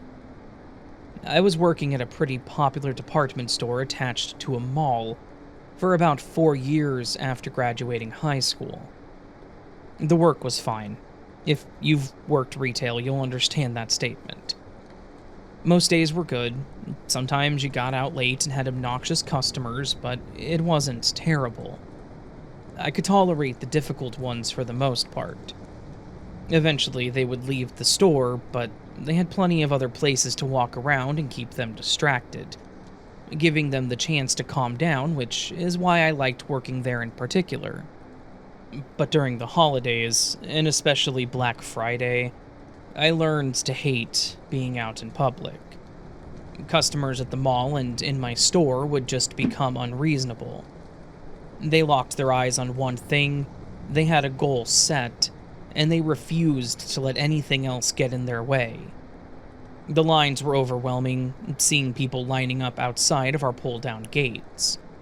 We would have to wait for security to guard the door while we slid underneath it, just to make sure they didn't try to follow us in.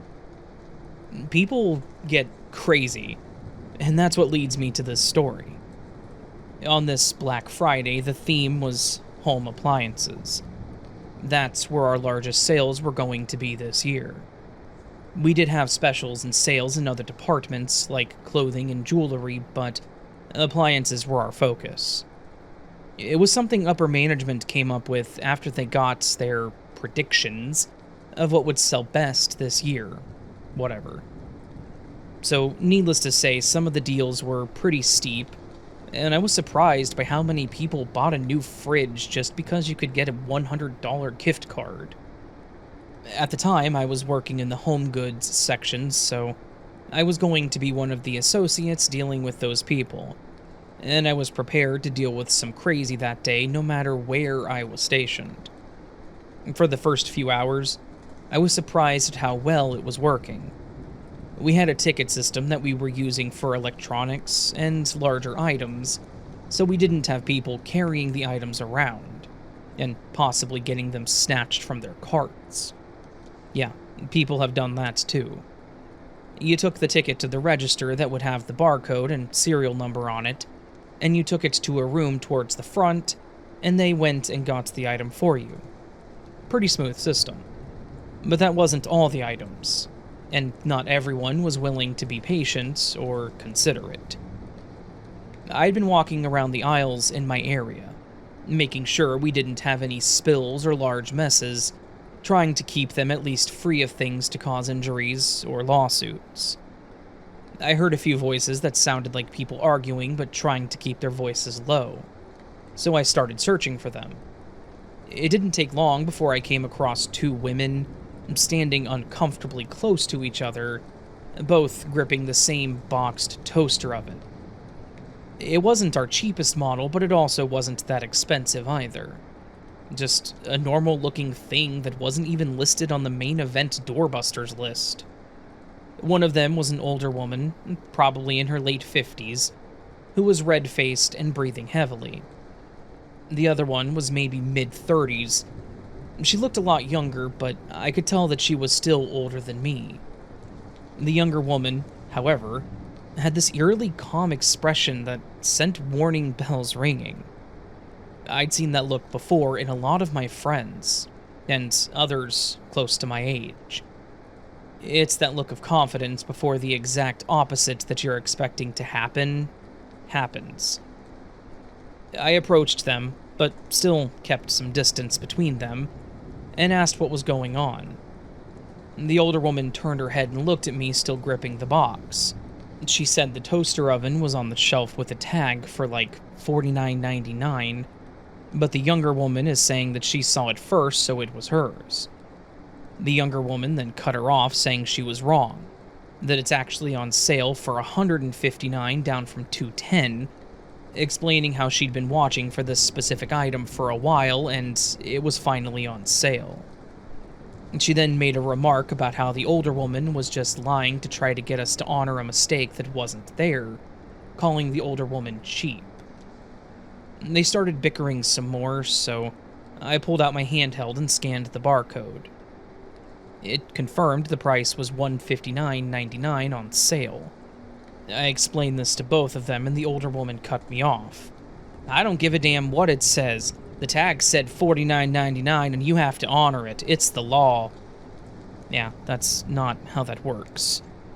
There was no policy at our store about honoring something if it's in the wrong spot, and it certainly wasn't a law. There weren't even any tags on the shelves for that amount. I don't know where she saw or got the idea that this thing was $49. I tried explaining this to the older woman, and still they are tugging in the box, and the older woman says she was wanting to buy it for her grandson, saying he's been wanting one for months. Your grandson wanted a toaster oven? All I could think was, how old was he? I tried responding to her when the younger woman cut me off. "Nobody cares about your grandson," and she started laughing. That's when the older woman shoved the box at the younger one, making her fall backwards to the ground, hitting her head on a nearby cart in the process. I was shocked by what I had just witnessed. I went to help the woman up when the older one said she wanted to speak to my manager. Before she could even finish her sentence, the younger woman pounced on her, pushing me aside in the process.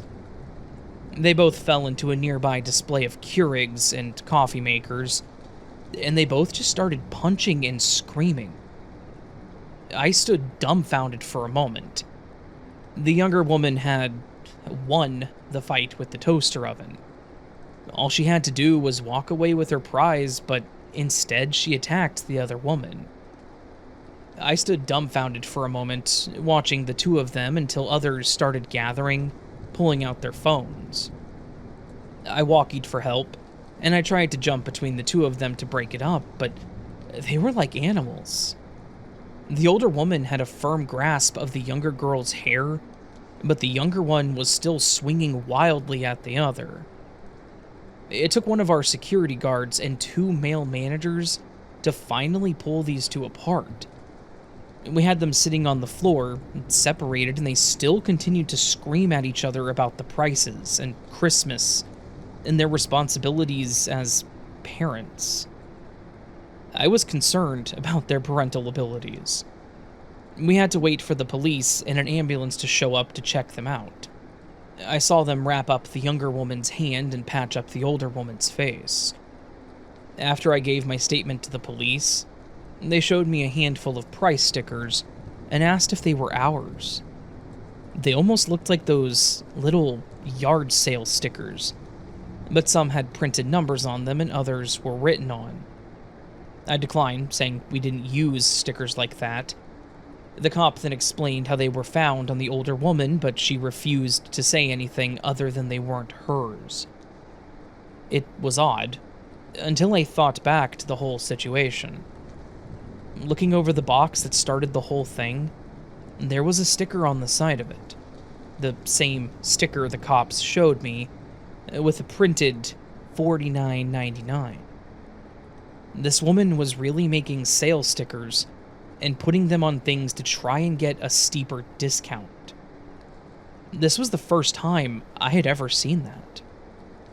Ultimately, both women ended up banned from the store, and the company charged them for the damages. And I'll just say that it was more than $49, or even $210. Still, I'm shocked at how far people are willing to take things to try and save $50. I see similar stories on the news, and I just want to scream at these people. What is the point? I continued working in retail for a few years after that, until I got a nice office job, but I still do not understand some people's logic on Black Friday deals. Just, if you see a good deal like that, and you realize you're not the only one looking at it, let it go. Just let it go. I promise you, the jail time is not worth the money that you would save.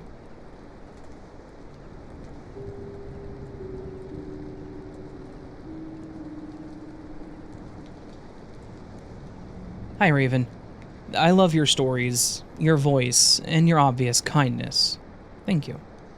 This is my first time submitting to you, and I'm excited. I live in the mountains in Australia.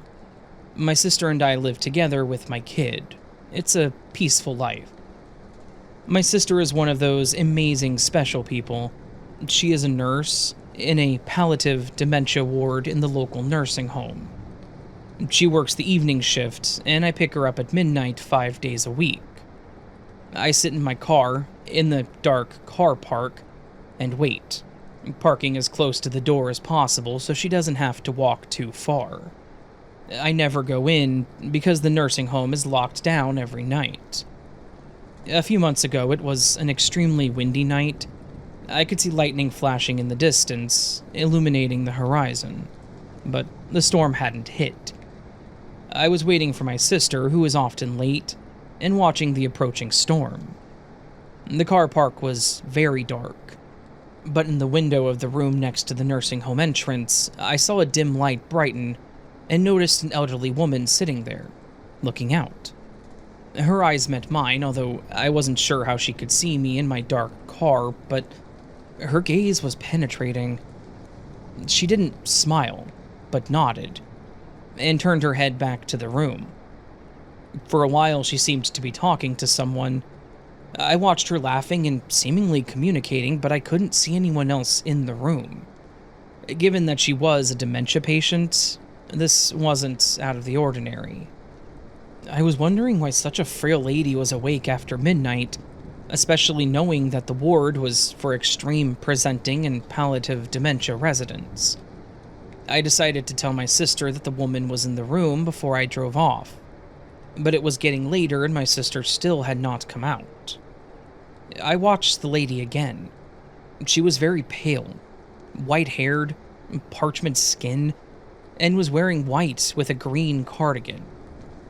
She kept looking at me, certainly seeing me. The storm hit, and then my sister ran out. She jumped in the car, and I greeted her. "Before we go," I said, "is that lady supposed to be in the room there? She seems to be alone." "What lady?" my sister said, immediately in nurse mode again. "In that room," I pointed, but the room looked empty. "There was a lady in there." My sister told me that all of her patients were in bed, or in the living room being attended by care staff. No one was in that room. It's out of bounds to residents.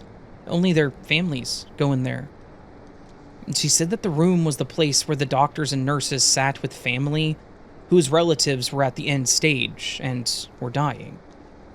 There was no one in there now, and the door is kept locked unless it's needed, which on that night, it wasn't. I described the lady, and my sister said that it was a pretty generic description of many of her patients. However, she did say that strange things happened in her work, and nurses often reported hearing noises in that room when it was locked.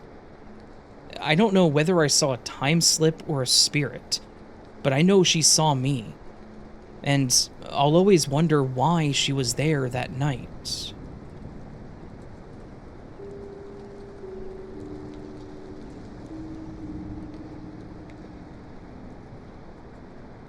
My family always had big get-togethers for the holidays.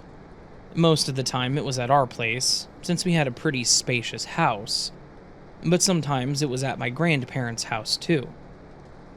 Back in 2006, we went to my paternal grandparents' place for my dad's side of the family on Thanksgiving Day.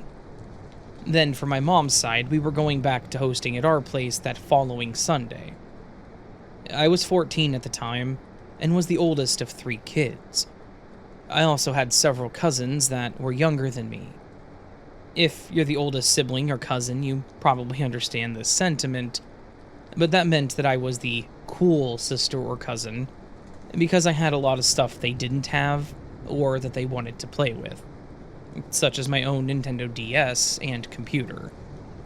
Needless to say, when we hosted, a lot, if not all, of the kids would end up in my room. I didn't mind, however. I loved hanging out with them and being the boss. They were all well behaved, for the most part, and it kept me entertained too. But I was also thankful they chose to hang out with me this year, fearing what could have happened to them if they hadn't. Besides my parents, my baby brother, and my little sister, our other family members to show up were my grandma and grandpa, my aunt Margaret and Uncle Charlie, and their 2 kids, Rudy and Charlotte. And there was also my Aunt Beth and her kid Jake. As they started to arrive, I was already in my room doing something on my computer. And slowly, the younger kids all trickled in, watching me over my shoulder or asking to play my DS.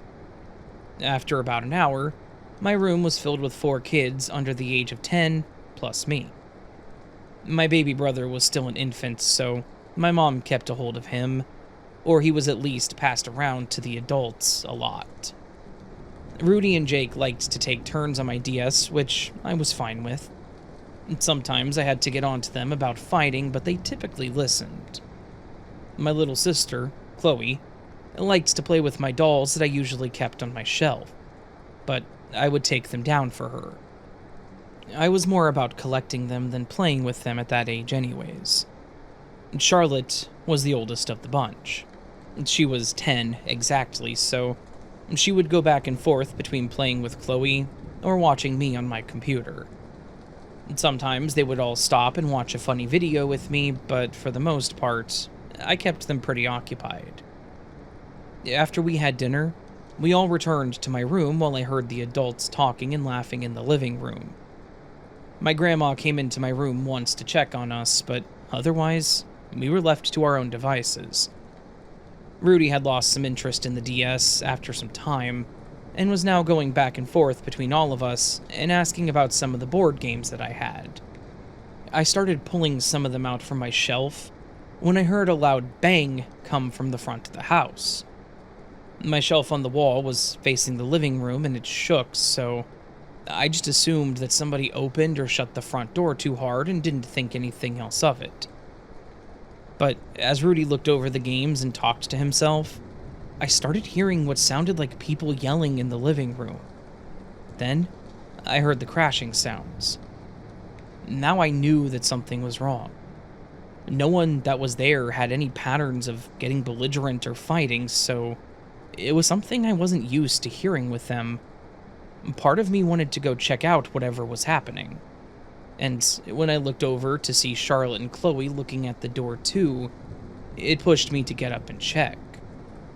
I remember making a joke to the girls that the grown-ups were being louder than us, and they smiled and went back to playing. My door was cracked open because it got warm in my room if I didn't, so I pushed it open a bit and leaned out of the door frame. I could hear an unfamiliar voice talking, more like yelling or arguing, and my concern was that I didn't recognize it. I crept towards the stairway and looked over the railing. My room was upstairs, and I could look over the stairs at the top and get a perfect view of the living room. It was one of my favorite things to do as a kid, when I would watch them wrap the presents for Santa. I don't think they thought that through very well. Anyways, I slowly looked over, and what I saw terrified me. There was a man that I didn't recognize standing by the front door, holding a gun and pointing it towards the couch where my Aunt Beth, my mom, and my dad sat. My grandma and Uncle Charlie were in the chairs opposite the couch. My grandma in the chair right next to the man. I remember her face was one of terror. Her eyes were so wide that it startled me. I couldn't see my grandpa or Aunt Margaret, so I assumed they were probably in the kitchen. Maybe the doorway or something. The man was in a brown coat, similar to the one that I saw my dad wear. His hair was a little longer, but also looked messy and unwashed. And I could see his hand that was holding the gun was shaking. I knew something was wrong, but there wasn't much I could do about it. If I even tried to walk down the stairs, he would see me. But when I heard my Aunt Beth try to say something, he yelled at her to stay still, and said something along the lines of, "The next one of you to move gets lead in their skull. I'm not playing." At least, that's the censored version. And that's when I knew this was really bad. I slowly crept back to my room and shut the door completely. I watched the kids play, Jake still wrapped up in the DS, but the other ones were now looking at me or the door. I smiled, trying to remain calm and to not scare them, and told them to just keep playing. Charlotte tried to ask about the sounds, and I said they were just talking about something important. She wanted to go down there to be with her mom, but I told her that they were watching something on the TV that the kids weren't allowed to see. So she stayed, but was obviously about to start crying. I had to act fast to keep them calm and safe, not knowing who this person was or what they wanted. So I came up with an idea. I asked them all to play house with me. It was something most of them, most of the time, liked to play.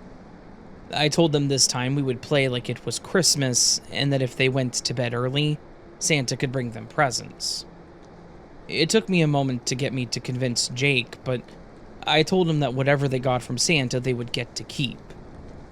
Jake looked at me like he was trying to challenge, but I promised him I wasn't lying, so he agreed. He probably thought that I was going to give him my DS, but I figured that he would get over it eventually. I told them all to find a place to sleep, and they all found their spots. The girls curled up, sharing my beanbag chair and stuffed animals, happy to oblige. Jake took one side of my bed, Rudy took the other, gripping onto one of my pillows. I told them that this was going to be a contest, and if they didn't play along, it was going to hurt my feelings enough to kick them out of my room. I hated being like that to them, but I was trying my best to make this convincing and figure out how to keep them all still. Once they were in position, facing towards the wall, I turned off the light, keeping my computer screensaver on for some light, knowing that my sister still had problems with the dark. I tried to quietly make comments about what they liked, and even in fear, I smiled a bit when I heard Charlotte squeak a little when I mentioned her favorite doll of mine. I reminded them not to get up until I said Merry Christmas and kicked on the lights. I then lied on the floor myself in front of my bed, using the back pillow from my chair and covering up with my robe. I chose this position because it was close to my nightstand, where I also had my own landline phone. Yes, that same year in May, my parents put in my own phone. It was still the same landline as the house, but I felt grown up with my little phone in my room. I pulled it off the nightstand, trying to hide it with my pillow. I called 911, trying to whisper and to not alert the kids. As I talked to the operator, I told them that someone had broken into the house and that they had a gun. I told them the address, and then told them that all the kids were in my room. I tried to say that I couldn't really talk because I was needing to stay quiet, but I was also trying to listen downstairs. I could hear them yelling more, and it was multiple voices. I was terrified that someone was going to get shot. Then I heard the sound of feet stomping up the stairs. My heart was racing, and I softly said again to keep your eyes closed. Shortly after, I heard my door open. I held the phone to my chest, hoping that he wouldn't see it, or hear the operator asking if I was still there. After what felt like hours, the person at the door made a clicking sound with his mouth and slammed my door shut. I looked up and saw Jake staring at the door. I told him to look back down, and when he did, I picked the phone back up. I told them what had just happened, and they said that the cops were almost there. I sat up, knowing I had to do something now that he possibly knew we were in here. I assumed it was the guy because they didn't say any of our names or ask if we were okay. As I got up to at least keep the kids motivated, I grabbed the doll and put it in Charlotte's arms. I quickly ripped out a page of related stickers for Jake, knowing that he loved playing my Mario game, and scanned the room for something for the other two. As I did this, I heard another loud pop and screaming from downstairs. Then there was a lot of shuffling and my dad yelling, "Help me grab his legs." I think the kids were scared at this point because they weren't looking. And in fact, they were burying their head deeper into the pillow and stuffed animals. Then I heard the sirens. I heard the front door opening and my mom yelling. I tried to continue playing along, but I wanted to know what was going on. Was someone hurt? Was there something I could do or should do? I quickly grabbed a stuffed animal for my sister and my beloved mini Sorry board game for Rudy. I loved my minis, but it was worth it. I cracked my door open and heard radio chatter and felt a moment of relief. The police had actually arrived. I shut the door again and kicked on the light and gave my best Santa voice saying, "Merry Christmas," to the kids. They all opened their eyes, and I actually think I got the same feeling parents must get when their kids open their presents. They were all ecstatic to see what they had. I had given away my favorite doll, a stuffy that I adored, and stickers and a game from my collection, but it was worth it. They were all happy to see what they got, and Rudy was even surprised. I knew he loved playing it. I told them they could keep them if they promised to continue listening like they did and stay in the room. They agreed, and I told them that I would be right back. I went back to the hall and looked down at the living room. My dad was already coming upstairs, and he hugged me and asked if we were okay. I looked and saw two cops inside talking to my mom and Aunt Beth. The coffee table was overturned, and the light was knocked down. I told my dad we were fine and asked what had happened. He said that someone had broken in, but it was taken care of. The guy was obviously arrested, and after all the talking going on, the kids stayed in my room until my sister and Charlotte fell asleep for real. The boys were playing a game on my computer. I'd been listening from upstairs, and I got pieces of what had happened. After all was said and done, the kids ended up staying the night with us, but I just let them have my room while I slept in my sister's room. It wasn't until I was a little older that I learned more about what actually happened and who that man was. Apparently, it was my Aunt Beth's ex-boyfriend. They briefly dated, but she quickly learned that he was not a good person. He was very violent and an alcoholic. She didn't want Jake to grow up around that, so she left him. He apparently didn't take it too well, and he had been stalking her, hence how he ended up at our place that night. He claimed that he wanted to talk to her, but he was clearly under the influence and had a gun, so no one was comfortable with the situation. Eventually, he slipped up and shot the wall, which gave my dad the chance to tackle him. They actually told me they were surprised by how fast the police showed up because none of them had had the chance to call, and they were actually proud of me for calling them. I never really thought much more on what I did, other than, great, I kept them busy and out of danger. But when I explained to them that night what we did in the room, I remember my mom crying and saying how proud she was of me. She said that what I did was very smart and brave. No one knows what his intentions were with going up and checking the rooms, nor did we know what he would have done if we were awake and looked at him. To this day, I still think back to that moment and how terrifying it was.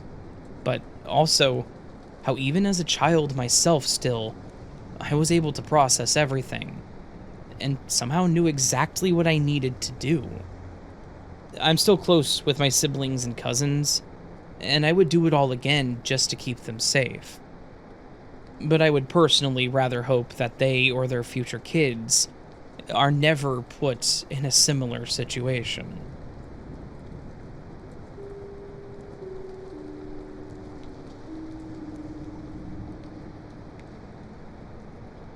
Hello, Raven. This is my first time submitting a story.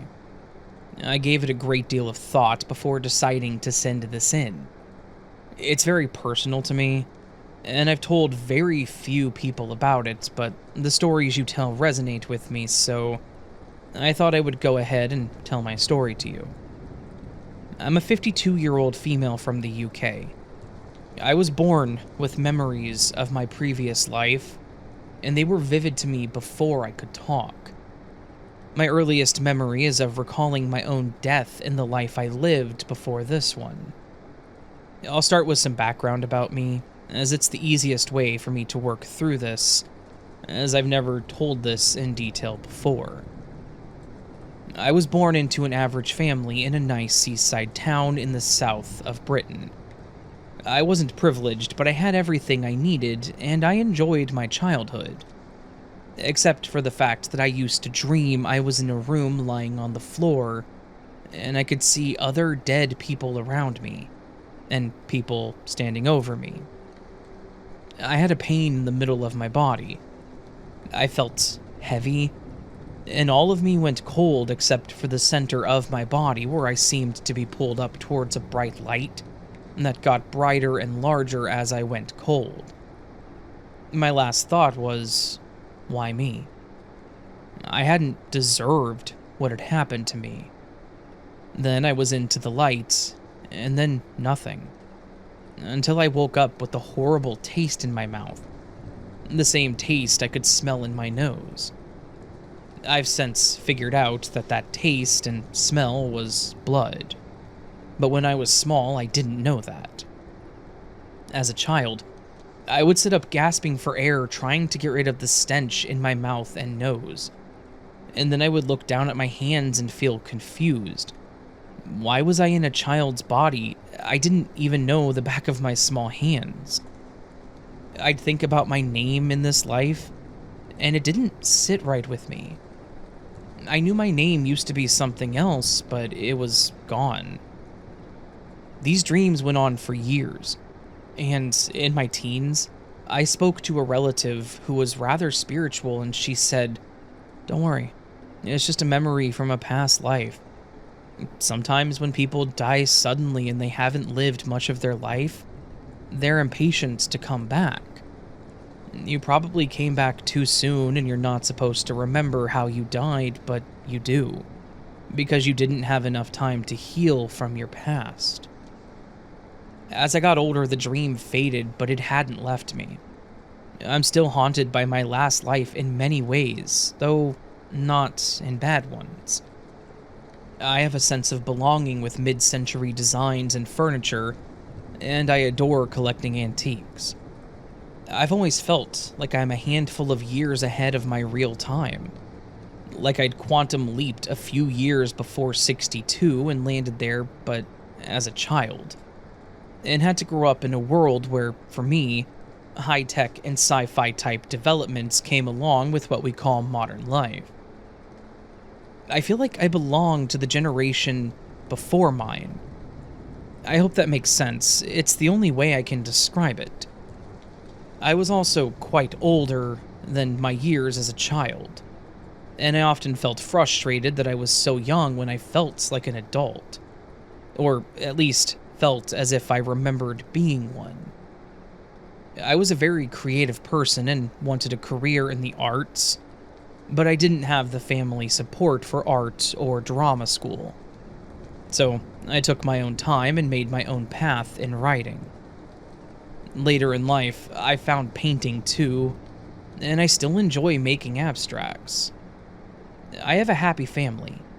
One adult child, a solid relationship, and I'm told that I don't look my age. But inside, I feel a lot older. Like, I'm not really Generation X, even though my birth certificate says so. Over the years, I've tried to look into my past life. I once searched for crime scenes with people on the floor, and I saw a picture of the St. Valentine's Day massacre. The way the bodies were littered and the blood, it struck a horrible, familiar chord with me, but only because it was the bodies on the ground, a multiple killing. I felt no affinity with any of the people or that era, and seeing one picture that gave me such chills was enough.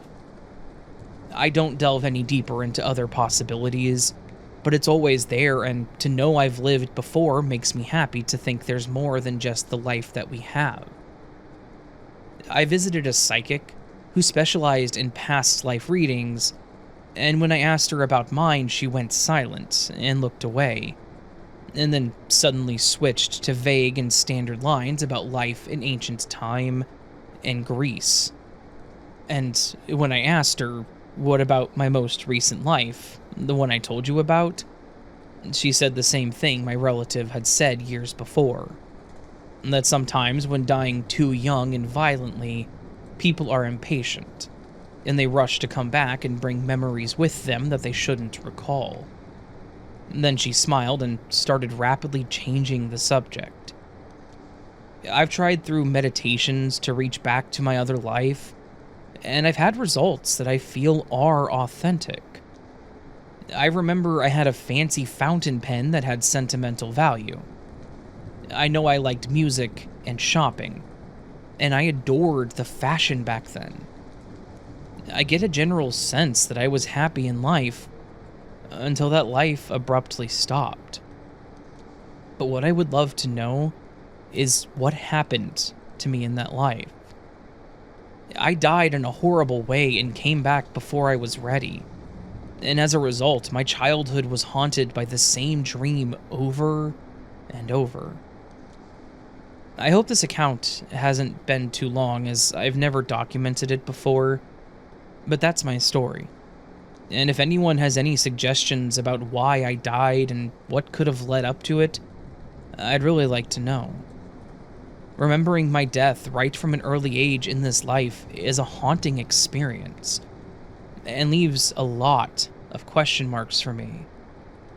I hope this isn't too long, and I've done my best to lay out the facts of my situation. Maybe some of your listeners can help me unravel the mystery I've tried all my life, but I've never seemed to get anywhere. And thank you for reading this, Raven.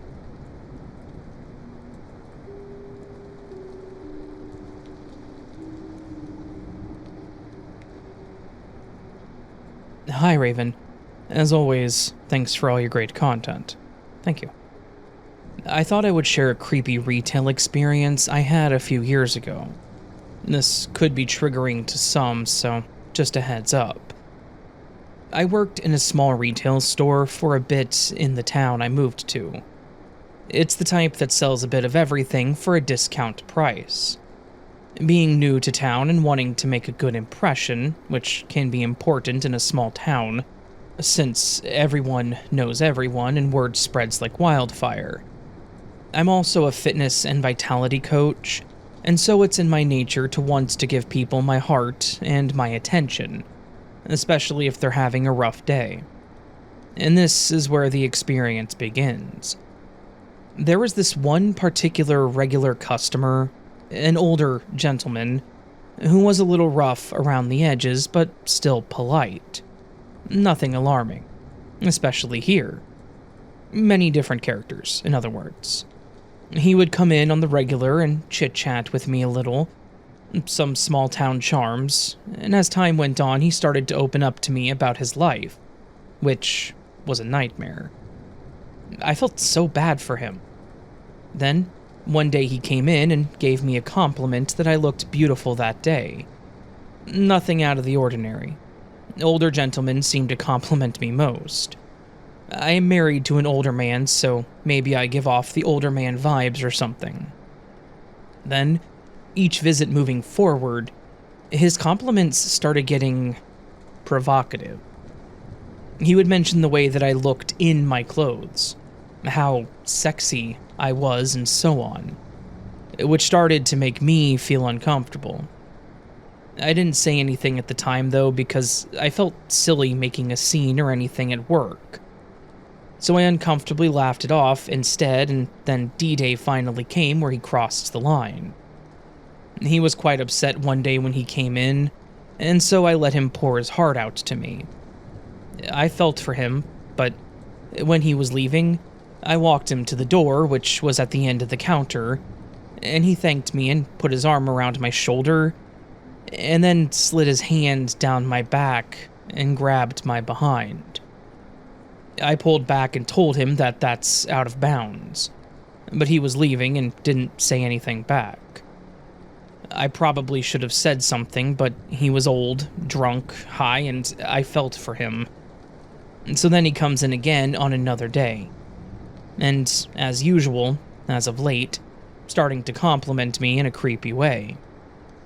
So I finally tell him that I'm not cool with the way he's talking to me and behaving. He gets annoyed and starts to try to make me feel guilty and wrong. That he's complimenting me, and asks why is that so bad. Oi. Shortly after, my coworker came in to relieve me and take over her shift, and so I told her. She knew exactly who it was.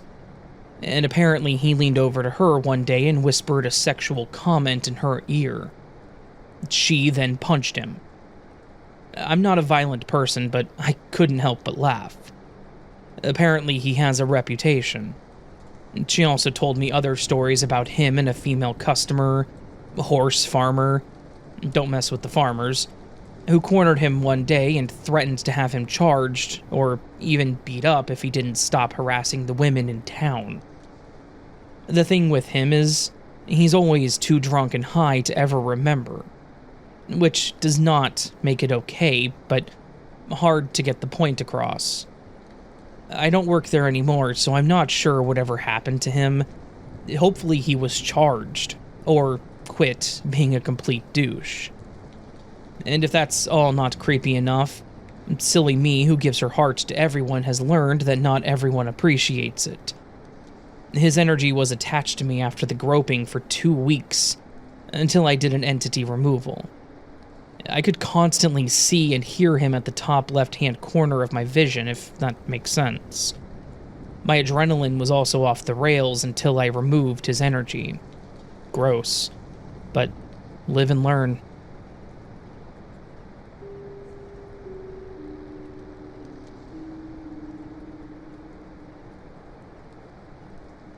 So, this was something that was more bizarre than scary, except for that very moment that it happened, but I wanted to share this with you anyways.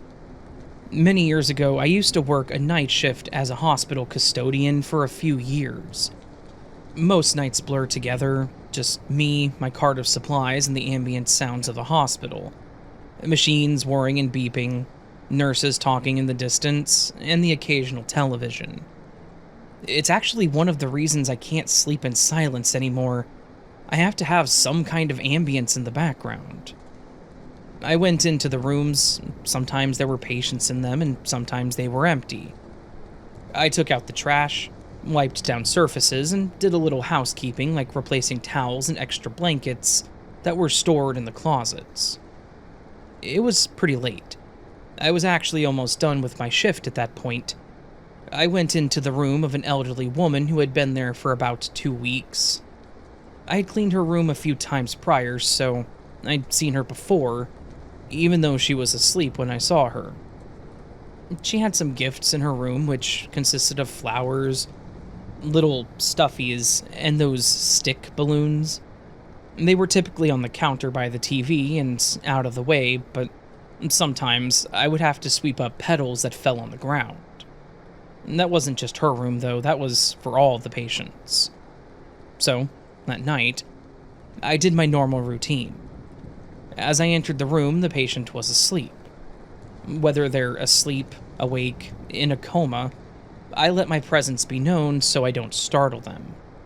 It's just something as simple as, "Hello, I'm just here to pick up a little," and when I leave, I say have a good night. This patient was never awake or even moved when I was in her room, but I just assumed that she was sedated at night to help her sleep. So I started wiping down the counters, sweeping, emptying the trash containers, and even collecting the hazard buckets. But as I was collecting the small trash can next to her bed, I noticed a Jello cup and spoon sitting on the makeshift nightstand. Depending on the time of day and the patient being awake, we could leave the food items there or ask them if they wanted to keep it or toss it.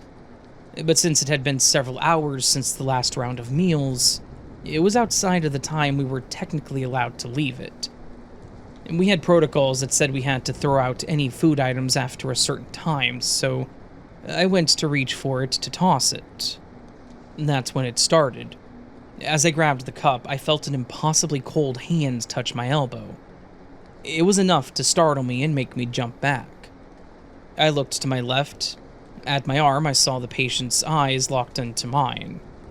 The whites of her eyes were watery and yellow, but what really stood out to me was how alert she looked. How determined she seemed to get my attention. She very clearly asked me to leave the Jello cup for her grandbaby. I apologized and said that I wouldn't touch it, and then smiled at her. She smiled back as she closed her eyes and said, "It's his favorite." I put it back down and pulled out a small notepad that I carried. It was convenient when I needed to remember something later or for situations like this. I wrote a quick note that said, "Do not throw away," and put it under the little green cup. By the time I did this, I turned to let her know, but she was already asleep again. It just confirmed to me that she was probably on something that helped her sleep. I continued cleaning the room and then left the room, letting her know I was leaving. My heart rate dropped back down to normal after that, and I finished my shift with no other major events.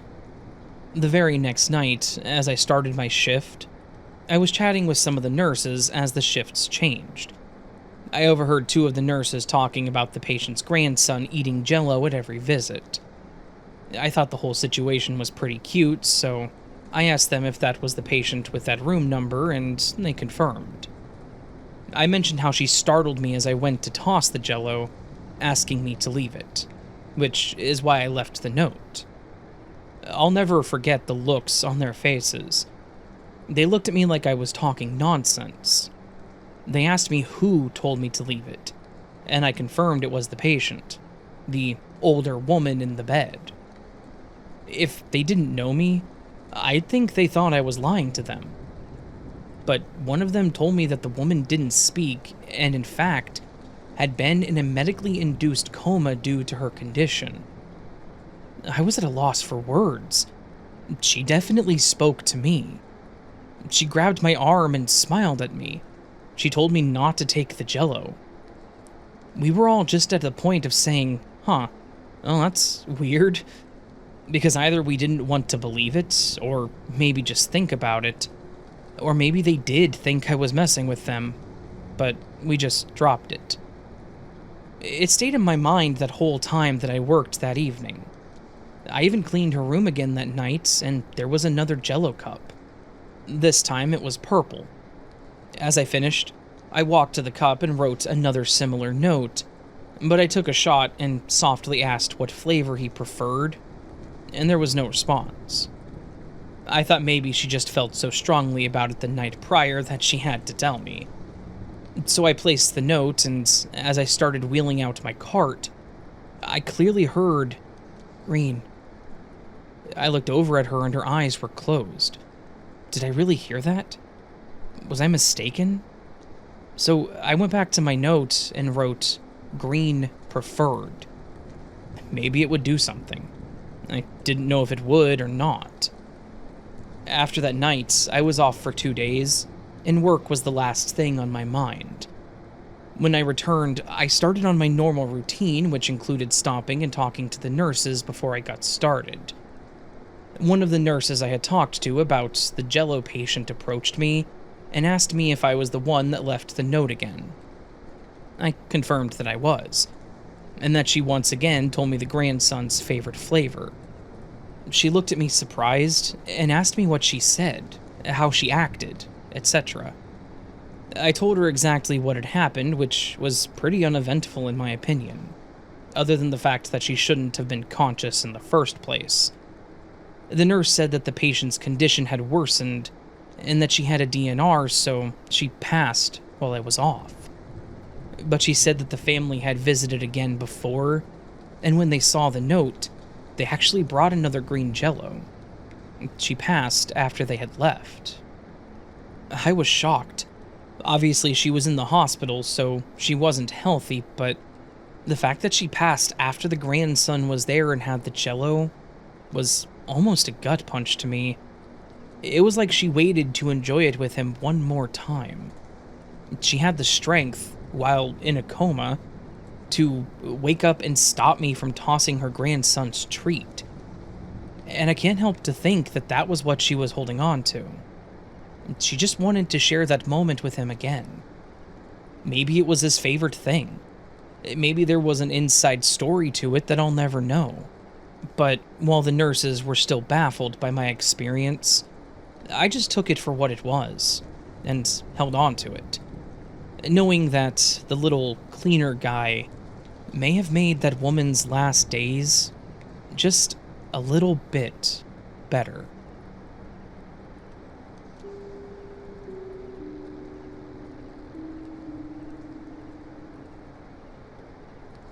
Hey, I've been listening since 2020, and you do some great work. Thank you. I've been delivering food at night for the better part of a year. It started out as me getting some extra cash, and now I do it just to make ends meet. Bills have gone up. Most of the time it goes without a hitch. I do my work, get paid, and sometimes a nice tip, and then go about my day or night. Thus far, I haven't had any Karens or weird behavior, except one time. Nothing serious, like what I'm going to tell you about. I picked up the food like usual and followed the GPS to their location. They wanted me to knock and then leave it on their front step. Pretty easy and minimal human contact. I pulled up and saw a row of dark houses. The street itself was dark too. My headlights were the only lights going in, and I instantly felt unsafe. I'm not one to judge. I've seen some bad spots myself, and I thought they may have wanted to save on the electric bill. Normally when people see me arrive, they're looking out the blinds or the curtains at me, but they were dead quiet. I sent a message telling them that I had arrived. They told me to place it on the step. The lead up to the driveway had bushes on the path, making it hard to see, and I didn't like that. During the day, it probably wouldn't have been so bad. I sent another message. Hey, can you turn on a light, or can you come down to the car? It was quiet, and I watched those 3 dots bounce. Either they were slow at typing, or finally it came up with a single word. No. I was mad when I saw it and struck the side of my car. I took a photo for evidence, hoping that I wouldn't lose the fee, and contacted the delivery company, telling them I felt unsafe, and I left. I checked the receipt and saw that the meal in total came to about $40. I wasn't going to risk my life for that. I expected a dispute, but there was nothing. No negative review came up either. The only thing that did was a notice to be careful when delivering to that area. Realistically, they could have blacklisted the street if they wanted to. I did some more investigations, and it turns out that other delivery drivers had been sent down that street, and most, like me, had the sense to get out of there. Well, except for 2. A man and a woman who had since gone missing. Where I live is kind of known as a hotspot for human trafficking, so most locals know to be wary around the sketchy areas, but these 2 were from out of town. I still deliver, as I have to, but I'm cautious, and I carry to ensure that I'll be safe. Sometimes I'll bring a friend with me to make sure that I'm okay. My girlfriend has also asked me to come too, but I've refused her. My friend and I decided to drive past the houses during the day. He heard the stories, so we made our way down the street. It was quiet, and the houses all looked abandoned. Many were boarded up or had the windows broken. Other than 2 burnt-out cars, ours was the only vehicle on that street. I realized how the streetlights weren't working properly that night. I pulled up in front of that house with the bushes, and in daylight, it was hard to see. People could have definitely been hiding in there. I nearly drove off when my friend smacked my arm and pointed to the yellow police tape around the scene. He wanted to get out and go check it, but I said no. I drove away before he could actually get out, and we haven't been back since. I didn't Google any more of what happened, and I really don't want to know.